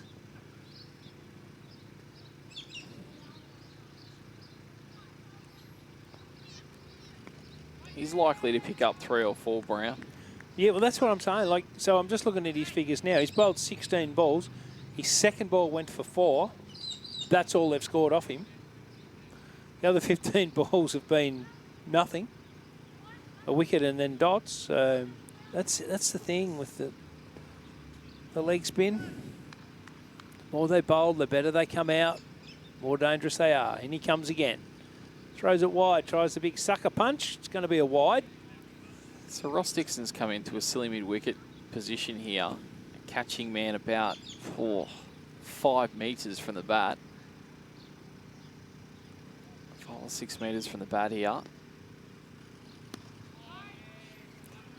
He's trying to get in an eye line and just put a little bit of pressure on.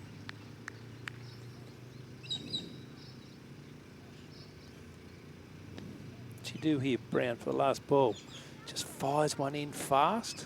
See if he can get someone trapped on the crease. Oh, he loops it up. Oh, on the bottom edge, past Sarriman, and that doesn't happen very often. Oh. Pick up a couple of runs as well. That'll bring us to the end of the 22nd over. Albury are well on top here after 22. It's 5 for 77.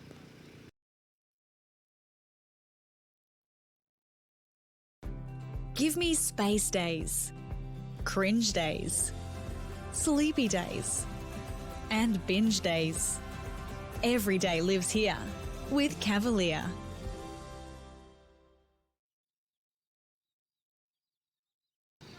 So Cavalier Hearns bowling change. Ross Dixon, captain, brings himself on. And I was about to say, Davo, towards the end of that last over, the mentality of Dixon now with that wicket falling, has he changed what he was going to do, taking Diplock off, given the wicket at the other end and brought himself on? Has it changed, or was he always going to make the change? No, I reckon he was always going to. I think it's time that he did too. Like, so Brown's got 7 left, he's got 10, so there's going to be a spin bowler if everything goes well to plan for the next 17 overs, although they'd be hoping to wrap them up inside 17 overs. But pace off the ball, it's always difficult, as we see each week.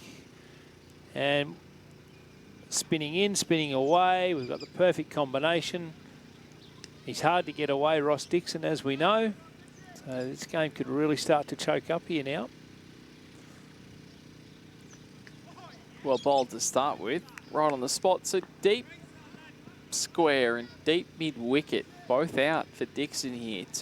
Well, especially when they've got to hit against the spin. Or yeah, both batsmen have got to hit against the spin to get it there. So it's interesting, isn't it? Obviously protecting from the one that he drags down short. That's lower and flatter and a bit quicker for the batsman. See, I'd have the square leg a bit more mid-wicket, and you could have, so cow corner over at deep cover, and you cover both of them there. He knows what he's doing. He does it every week, but he's backing his inner ring on the offside to stop anything. And there we go, stumping. Surreyman takes off the bails. I said a few moments ago, nothing really gets past the man. He is one of the best keepers. In fact, in terms of glove work, there's no better keeper in the competition. Nat Surreyman, brilliant. Ross Dixon in his opening over grabs another wicket. It's 6 Jacob Albury-Wodonga victims down now. He just didn't look like it there. Sinclair did. He sort of was a little bit flustered in that over and ran past one.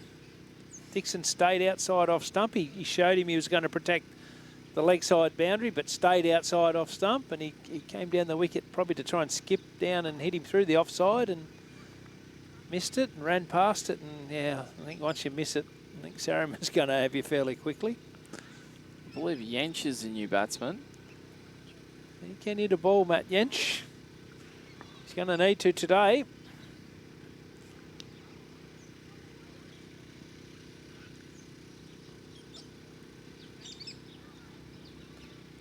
Six for 77. It's just falling away badly, isn't it? In a heap now. Let's talk about this Albury side, Davo, because on form and I mean, they can go backs against the wall stuff as much as they like, I guess. But the reality is the way they've performed so far this year, you have to say that you don't really see them as winning the comp based on how they've performed. However, based on how they performed the previous 3 seasons, based on the talent in the lineup, based in the leadership in the lineup, the experience in the lineup, you have to say they can. So a lot of it probably comes down to whether they can get momentum leading in. Now, we're 7 weeks, we're almost 6-7 games out from finals. If they can get that momentum going, Davo, particularly in that last month, absolutely they can win the comp. Yeah, they've been up and down, haven't they, like you said, before Christmas, and they're probably the first ones to admit it they weren't where they wanted to be. They get a big scalp here today and then build off that. Well, I wouldn't even say up and down, Dave. I'd say they've put in some performances that would have even surprised them. They've put in some real below par performances based on how they've performed previous years. Yeah, they've been solid, haven't they, the last 3 years? And the other thing too that, I mean, they won't fear anywhere they play. There's no doubt about that. But, gee, they're tough to beat at Bilson. They're tough to beat at home. And it is the advantage they've had. And they had last year in not being able to lead Bilson until the grand final. Well, unless they can get in the top 3, they're not going to have that advantage this year. And may not play there at all. That's full and struck to mid-on. He nearly just lobbed it straight to mid-on instead of lobbing it into the tennis courts. I think he was surprised by it, McCarty. He's probably only faced about 3 balls. Gets a full bunger. You didn't get another one there, though, son. I think you might have missed the one you should have hit. Yeah, so they might, the way the chips fall, they could end up back here too. And this wouldn't be a bad pitch for them. They've played pretty well on it. They just look unsure, don't they, when they're playing their strokes. Like he was going to play it left it late. That spins back. It's got to come back a long way, but they just look unsure against Brown. Not sure he's got a wrong, and he might have. Whoosh, full bunger. Full, and for a moment I thought he hit it to Dixon, but well wide of him, and crashes out for Martin's Buses 4. That's what you get from the leggy. Every now and then you get a full one or a short one. You better make sure you get them away.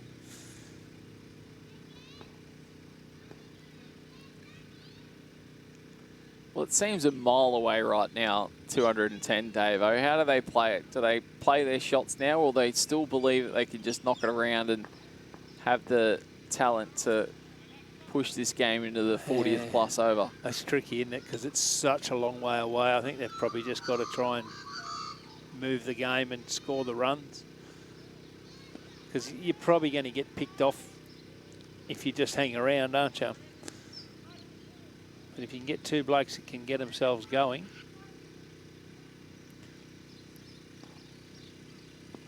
In the air, but No catch. Dixon is full of beans at the moment. He's energised out there. Well, he's captained beautifully today. He really has. 24 completed, 6 for 81. You work hard, so when a hose or fitting lets go, your local NZ hose doctor will be there. With an extensive network, chances are we're not that far away. At NZ, we work hard to keep you going. NZ, on call 24/7.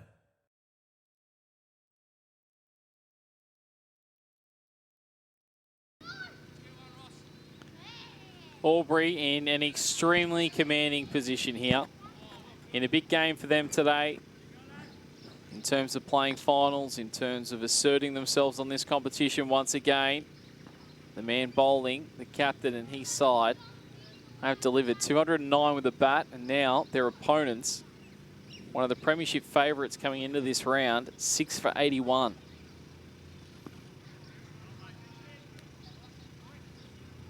He's basically, you could mount the case it's negative bowling too, because he's bowling basically at leg stump. So you haven't got much hope of hitting it on the offside without doing one of them funky reverse sweeps. And he's he's going to bowl it over here in about a minute if they don't get it off, hit it off the square. Because he gets it, runs back, bowls it straight away. So the pressure just building and building, isn't it? It's whether Matt Jensch has got the patience just to see it out, or whether he goes, right, you're going into the tennis courts, my friend. Well, it's low and flat at the moment from Dixon, so it'd be a good effort to even get underneath anything. Just guides this down towards third man for a couple. It's probably the only one that's been sort of outside off stumpish.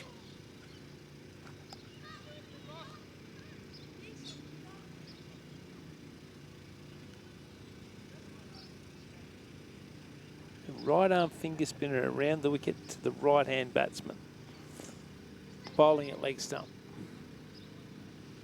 That's on the stump, so that's well bowled. I know your plan, Ross.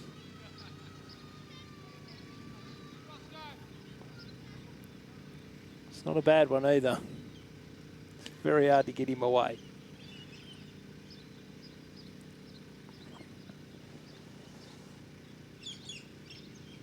They're going to have to take massive risk to get him away at the moment.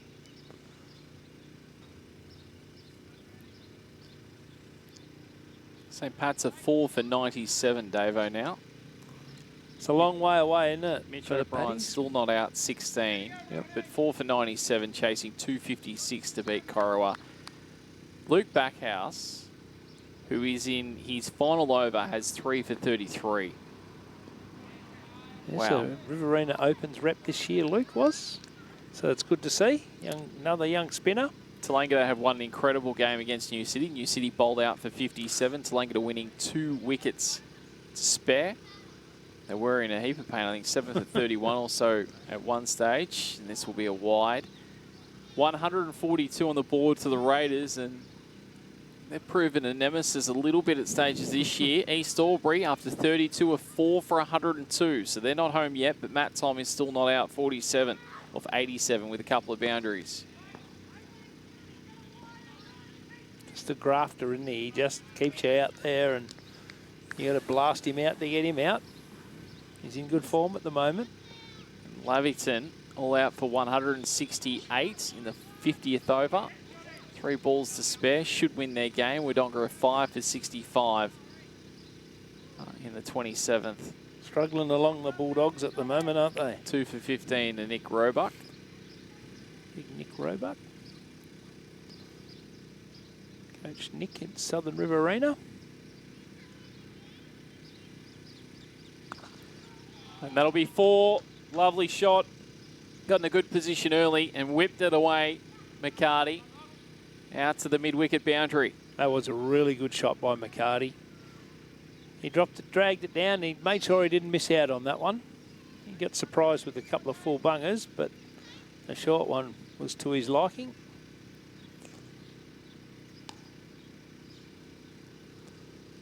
Flatter and quicker. No run there.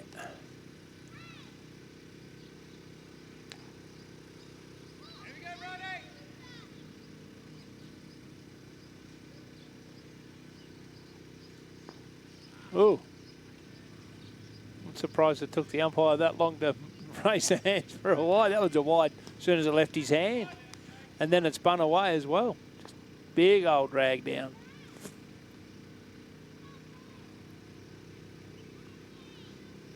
It's better. Just pitches it up. Completes 26, 6 for 89.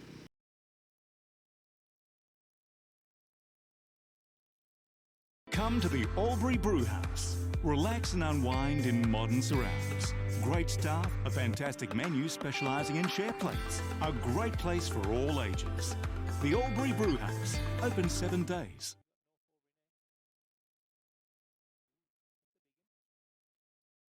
NZ match of the rounds, 6 for 89 after 26. McCarty on 10, Yench on 2's on strike. Ross Dixon who has a wicket. Davo.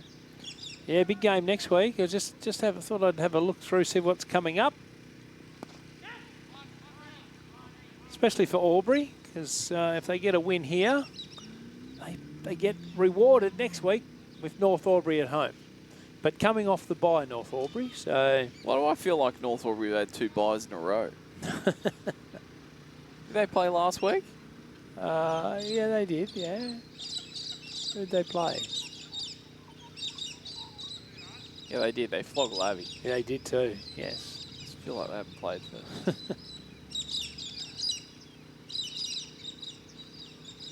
Oh, brilliantly bowled by Dixon.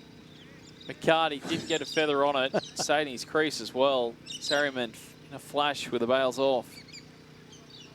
You wouldn't want to sneeze and your foot comes up, would it? It'd be done.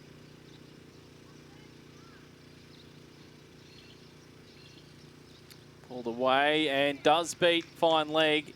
And it will go down to the boundary for a Martin's Buses 4.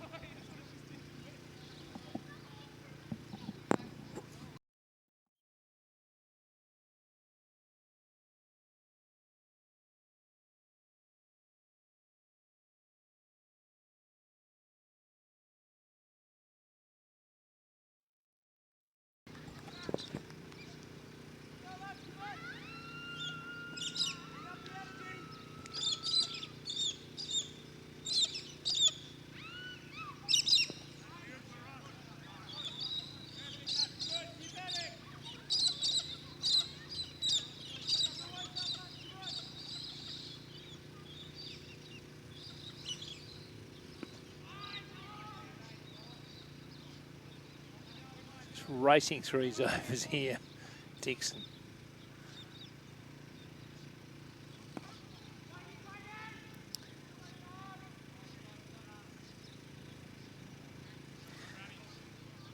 He doesn't muck around.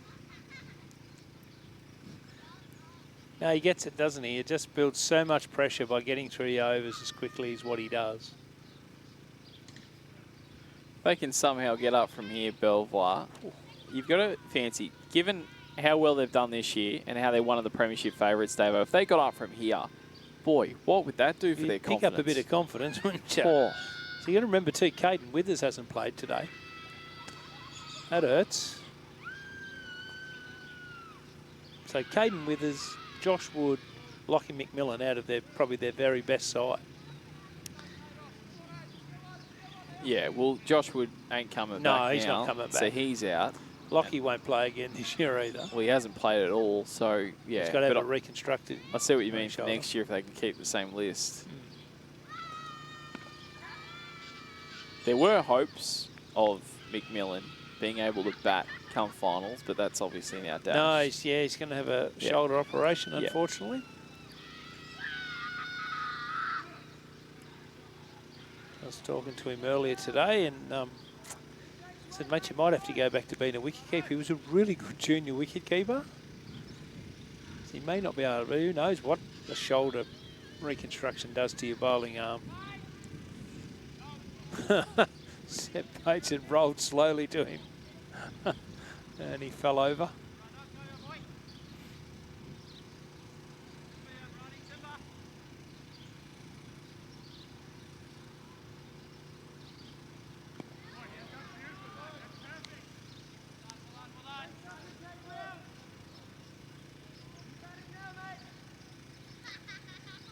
McCarty has kept a positive attitude here. He's put away anything that's been short.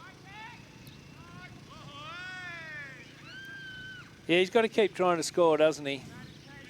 If he doesn't and he gets bogged down, it will only be a matter of time. So yeah, just keep positive, keep trying to score.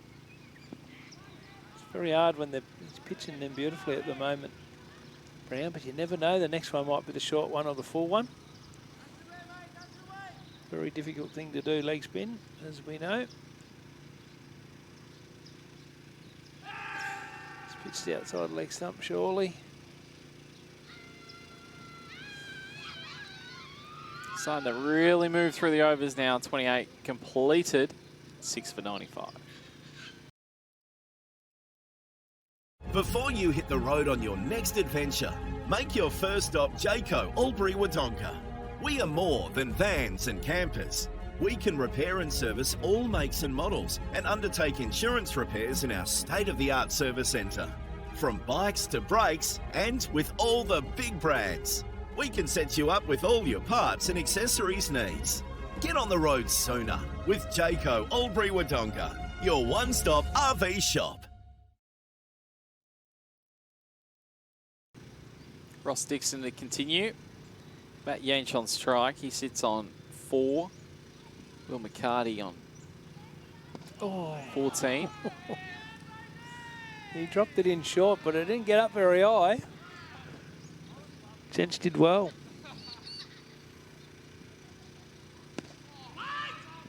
So he gets a full one, but he just punches down to mid-on for no run.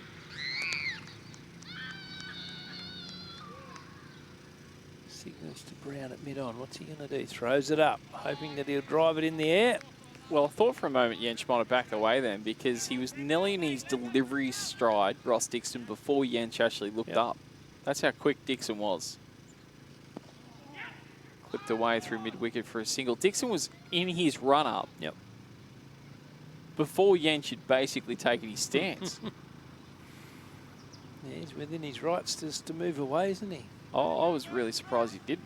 You need to. You probably need to do it a couple, just to try and slow it down at the moment, because Ross Dixon, really intelligent, just getting through the overs as quick as he can, just putting so much pressure on.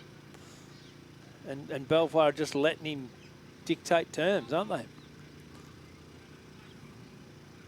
Yeah, so face up, walk away, make him stop, make him slow down. Yench doing exactly that right now. There's a fielding change as well. He's getting in a position. See, he probably shouldn't have even faced up then, because the fielder's only just got into position as Dixon was about to let the ball go. So you shouldn't be facing up until he's stopped in the field.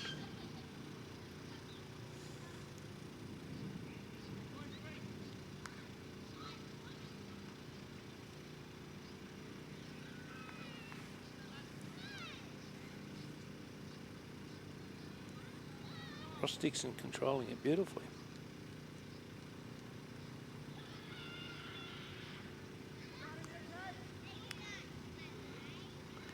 '30th over.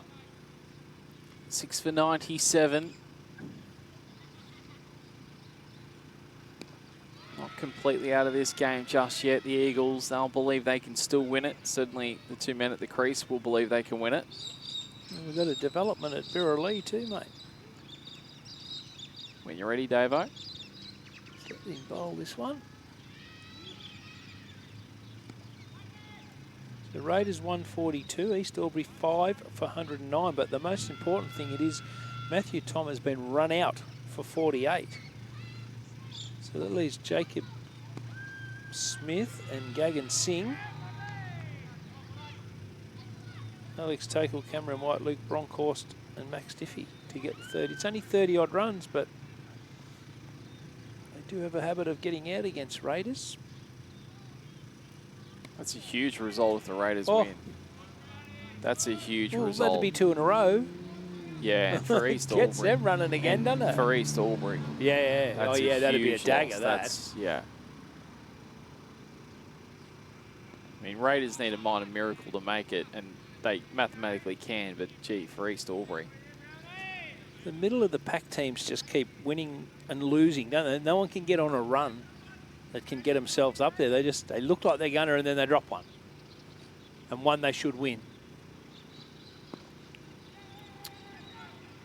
And that completes 30 overs. Cade Brown throws to the keeper. Why not? 6 for 98. You work hard, so when a hose or fitting lets go, your local NZ hose doctor will be there. With an extensive network, chances are we're not that far away. At NZ, we work hard to keep you going. NZ, on call 24/7.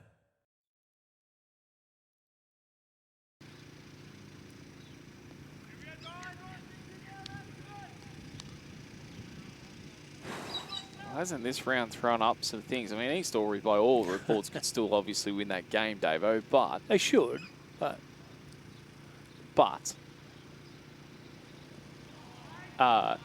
if they don't, we're talking about a 12-point swing here, because them and Albury are two of the teams with Tallangatta battling for that bottom part of the 6 at the moment. Tallangatta beat New City as we expected. That's a wide. Albury come out today and beat a top contender, and East Albury lose to a bottom contender. It's a 12-point swing. Get 6 points for a win in this competition. That's a... And it just, yeah, make it difficult, won't it? It really will. Can't be dropping games you should win. Oh, wow. Not sure how that hasn't bowled him.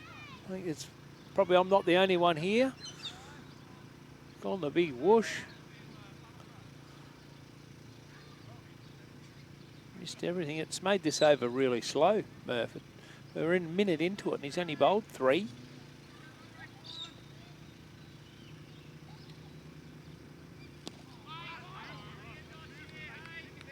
It'll be less than 2 minutes over.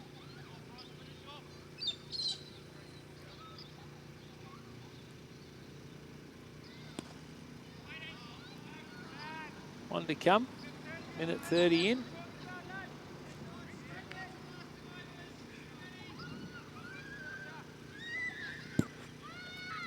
Going to put a man back.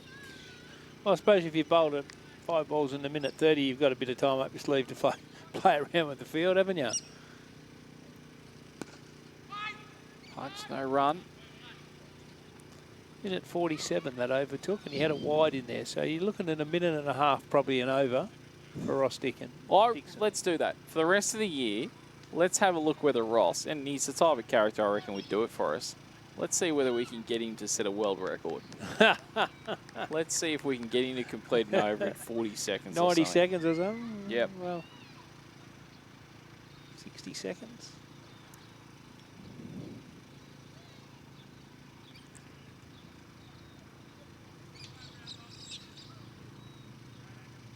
Cade Brown right now maybe not as energetic as Ross Dixon.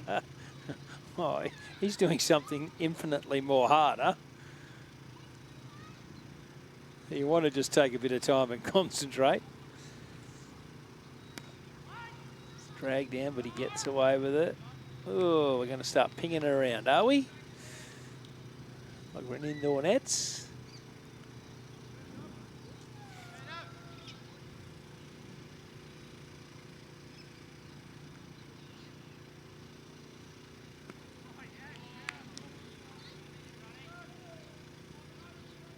This is a statement game as much as anything from Albury today. If they can knock over this Belvoir side shortly and have a comfortable win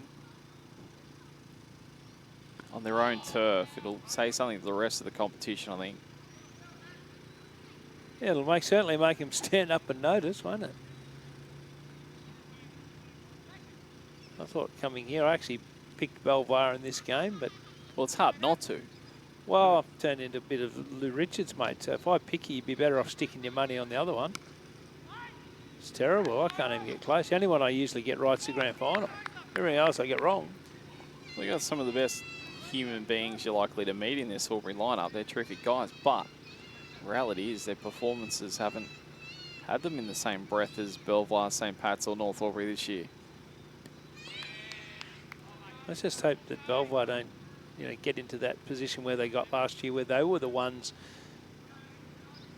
dropping games that they should have been winning. And it ultimately cost them a spot in the 6, didn't it?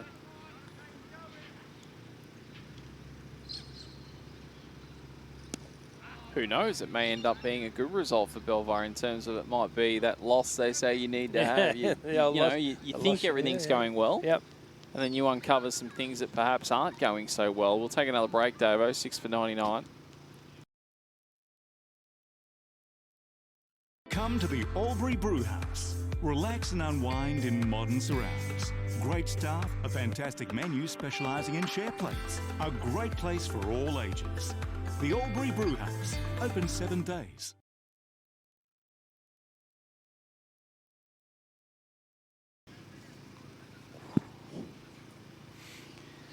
NZ Match of the Day, thanks to all our partners, NZ Commercial Club Albury, Cavalier Homes, Jack Albury, Wodonga Martins Buses, QX3 Sports, Ross Dixon into Will McCarty.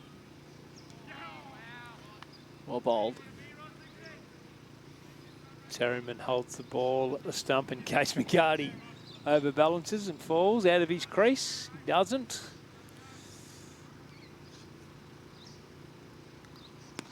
Just a stat for you, Dave. Ross Dixon's bowled 5.2 overs, 1 made and 1 for 10. He's bowled it in 8 minutes, 20 seconds. That's a joke in terms of the time. I made that up, but yeah. No, well, I've got the clock on this one. In fact, he's done that quicker. He's probably done it. Yeah, he's done it around 8 minute mark. He's on pace for about 70 seconds here at the moment. If he doesn't get so hit. How many seconds has he gone so far? 42 now. Okay, he's halfway through the over. Will McCarty's not playing ball. He's very clever. We really need a batsman on ball, don't we? We really need a batsman on board with us to understand what we're trying to do here. Just to block it back to the bowler. Yeah, just hit it back to him, let him pick it up, bowl it, pick it. Yeah. Oi! Log sweep, no one out there, and it'll go to the boundary for 4. In fact, Bayer was at long on, and he realised he was the closest man and had to react, but he was nowhere near it. And he's not game enough to go out there, mate. You don't want to jump out the confines of them logs around the boundary line. It's bad things on the other side of that. Brings up 100 for Belvoir in the 33rd over. By the way, Will McCarty, worth noting here, playing a nice little cameo, 4 boundaries, 20 runs off 44.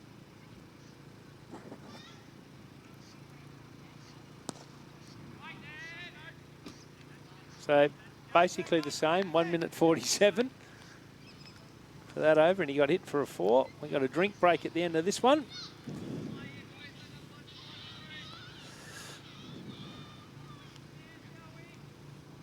Going to need a runner ball basically, aren't they? From here, very, very close to it. That's okay, but 4 wickets isn't so great. How long do they just continue with these guys? Oh, until they start smacking you, I think. Just keep rolling with them? Yeah, I do. I would. Yeah, my word.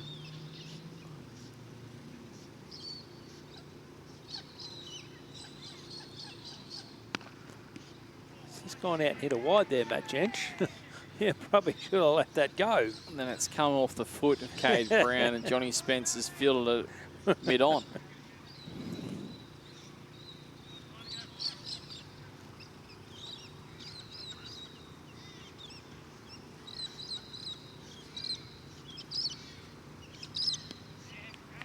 So we'll have a look at St. Pat's and Cairo, mate. So second drinks, 4 for 120. They need 136 of 16 overs. St. Pat's. Big ask. As the 12-man one said, not impossible, but pretty close to it. That would be a massive effort, wouldn't it? Would Corowa. Oh, they'll be ruining last week, won't they? I reckon Jared Hatton to be real popular if they win today, because he missed last week.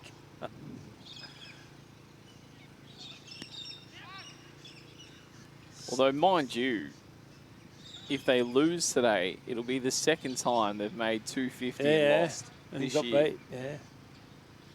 And here I am saying it doesn't happen. You chase 200 too often. Wodonga against Levy. Wodonga slipping away, 7 for 84, chasing 168. And East Albury against Raiders. Raiders 142, East Albury 5 for 115. And of course, at Kelly Park, Belvoir chasing 210 or 104 for What's the East Albury score, sorry? Sorry? East Albury? Sorry. East Albury 5 for 115, so 28 required. So you'd think they'd have enough, but you never know. They do collapse a little bit, don't they? We've seen them fall apart. Yeah, they fall in big heaps. But right now, 34 overs completed. Albury in a strong position at second drink. 6 for 104, Belvoir. McCarty 20 not out. Yench 6 not out. The golf, the club, the city. Visit the newly refurbished Albury Commercial Golf Club. Alfresco balcony, modern spacious clubhouse and lounge. An 18-hole golf course located on the beautiful Murray River. The Albury Commercial Golf Club.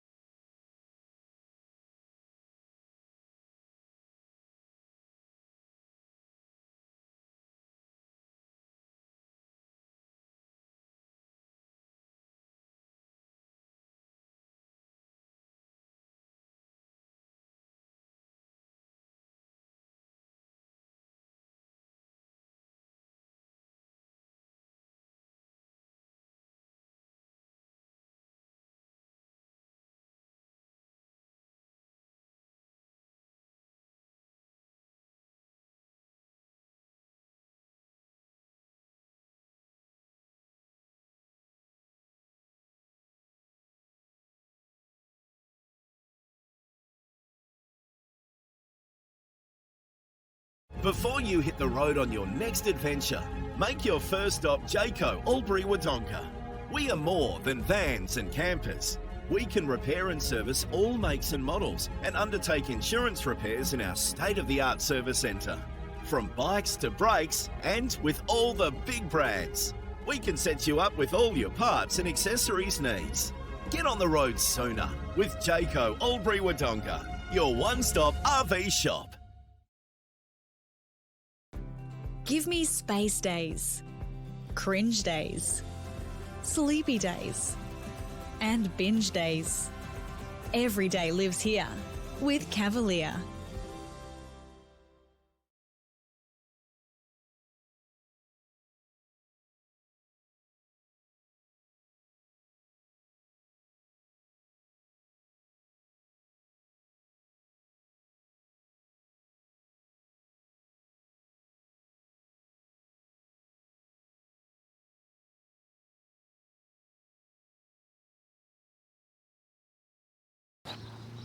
Welcome back, our NZ match of the rounds. 6 for 104, Belvoir after 34 overs. Will McCartney 20 not out, Matt Yench 6 not out.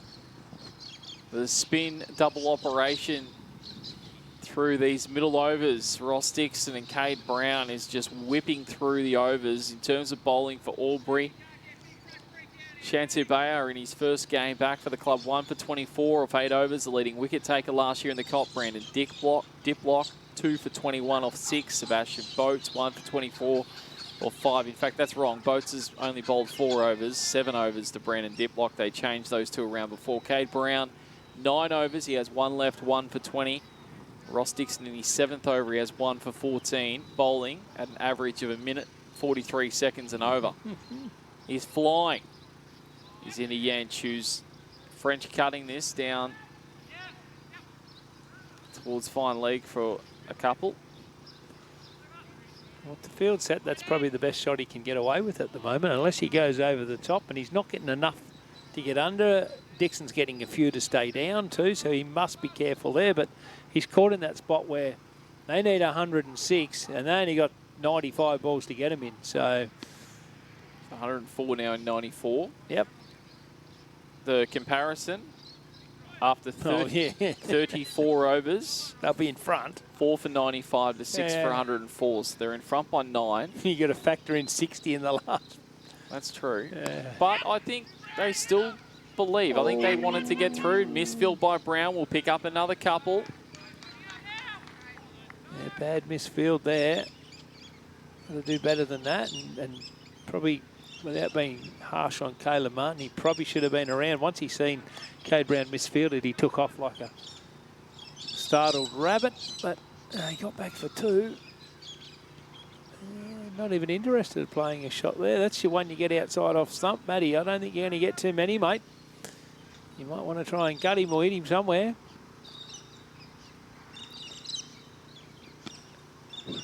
Full bowl, just right up in the block hole. Nothing to get under. Nothing short to get around.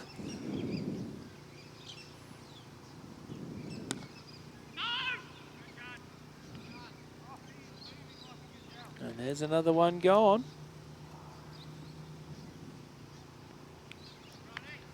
There's like to be the next bloke in, mate. He's on a hiding to nothing, isn't he?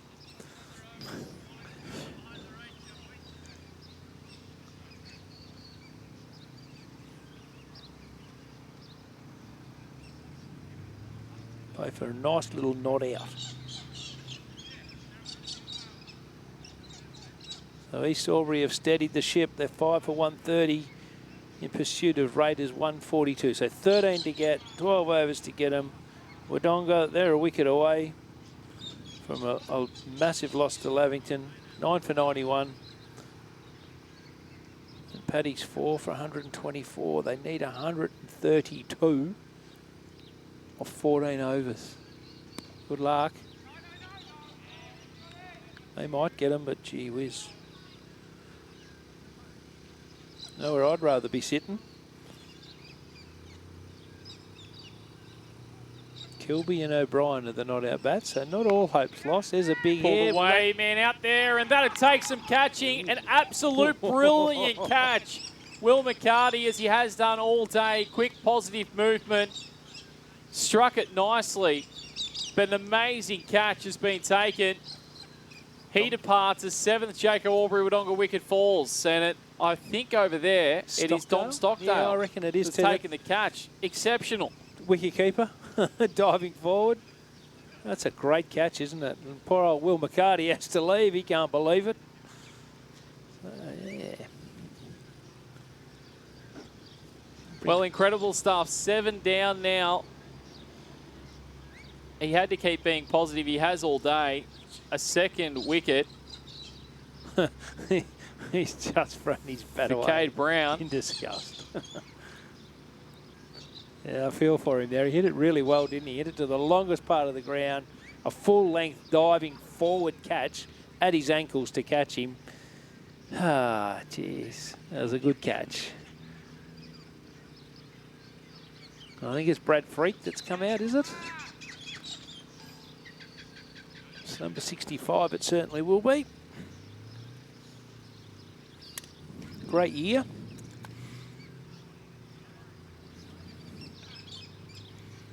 And is. Well, I said Brown's likely to get 3 or 4 today. Yeah. He's got 2 with 4 balls left, Davo.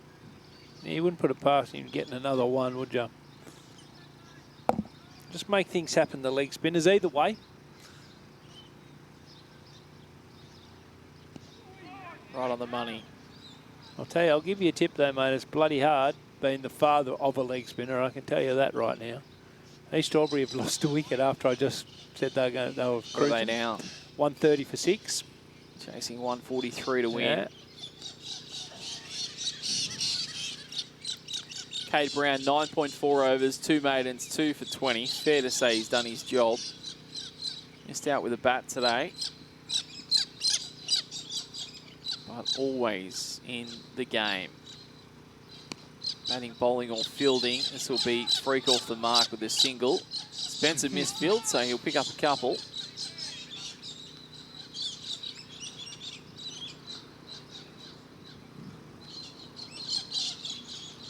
I don't think that'll phase Brown too much. Nah. I don't think he gets phased by a lot.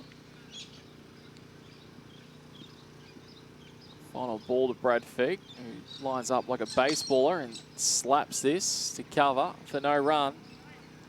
2 for 22. Nice way for Brown to finish. We'll take a break. 36 completed, 7 for 110. The golf, the club, the city. Visit the newly refurbished Albury Commercial Golf Club. Alfresco balcony, modern spacious clubhouse and lounge. An 18-hole golf course located on the beautiful Murray River. The Albury Commercial Golf Club.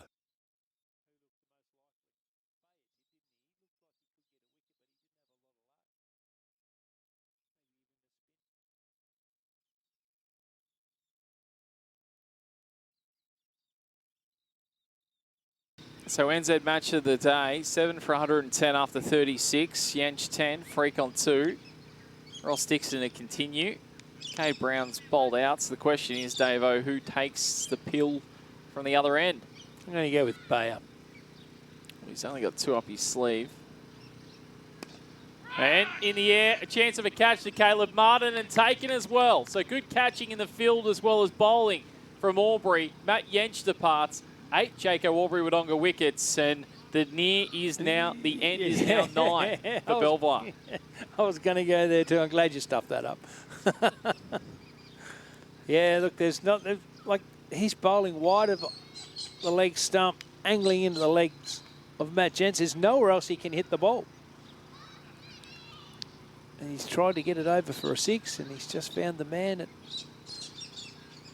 deep mid-wicket who caught it like a crocodile. I wasn't sure if you were watching that, Murph, but he crocodiled it. So, but he caught it. Clean as, and I think this might be David Perkins. I think you're a bit harsh on Martin there. It was a good catch, but he did. He was a crocodile. He's like that. Oh, I think more hands on the side. No, it was a crocodile. As we know, some do. Some don't like to take it fingers pointing down. But obviously adds to the degree of difficulty getting under like that. Oh, you definitely, like, you get, yeah, geez, it's hard enough when you stand up, let alone get down under it. So 9 seconds in. Let's see if he gets a world record in this one. What will David Perkins do? He's going to have to make 60 in quick time, at least.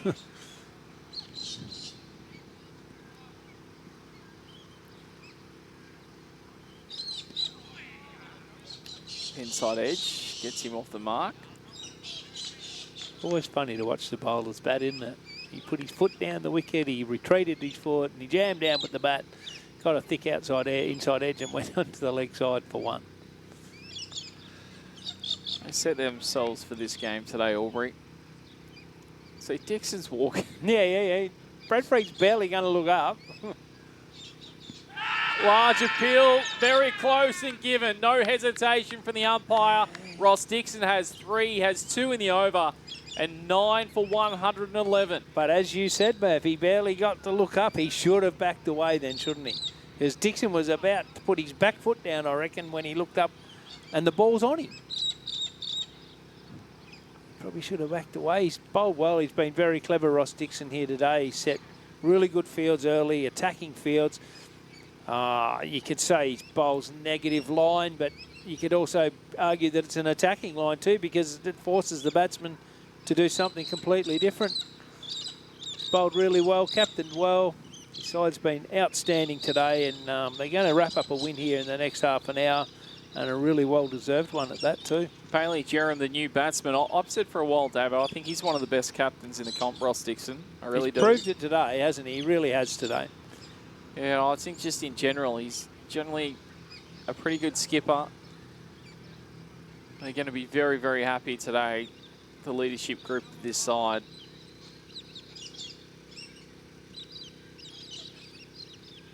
Basically I reckon if you were to go and speak to them, Davo, I reckon they would have got together and treated it as though backs against the wall, because we've certainly been talking about how they can't win it, or they won't win it from where they are. Based on what we've seen, we're not trying to be smart or anything like that. Just 100%. based on what we've seen. Yeah. No, but I'm saying I think they will use that as a bit of motivation. I think that's what they're probably gone and done, and a chance of a run out. Oh, God. Wouldn't that be a climax to the innings? 3 runs in the end. Ross Dixon, take a bow. Yeah, they've been really good. They just need to. The next week is massive. They really need to back this up next week, don't they? Because they got the toughest job in CAW next week. North Albury, minute 33 with 2 wickets. So in the bowling time itself, it was a minute 33. So I got to stop doing that. I tell you,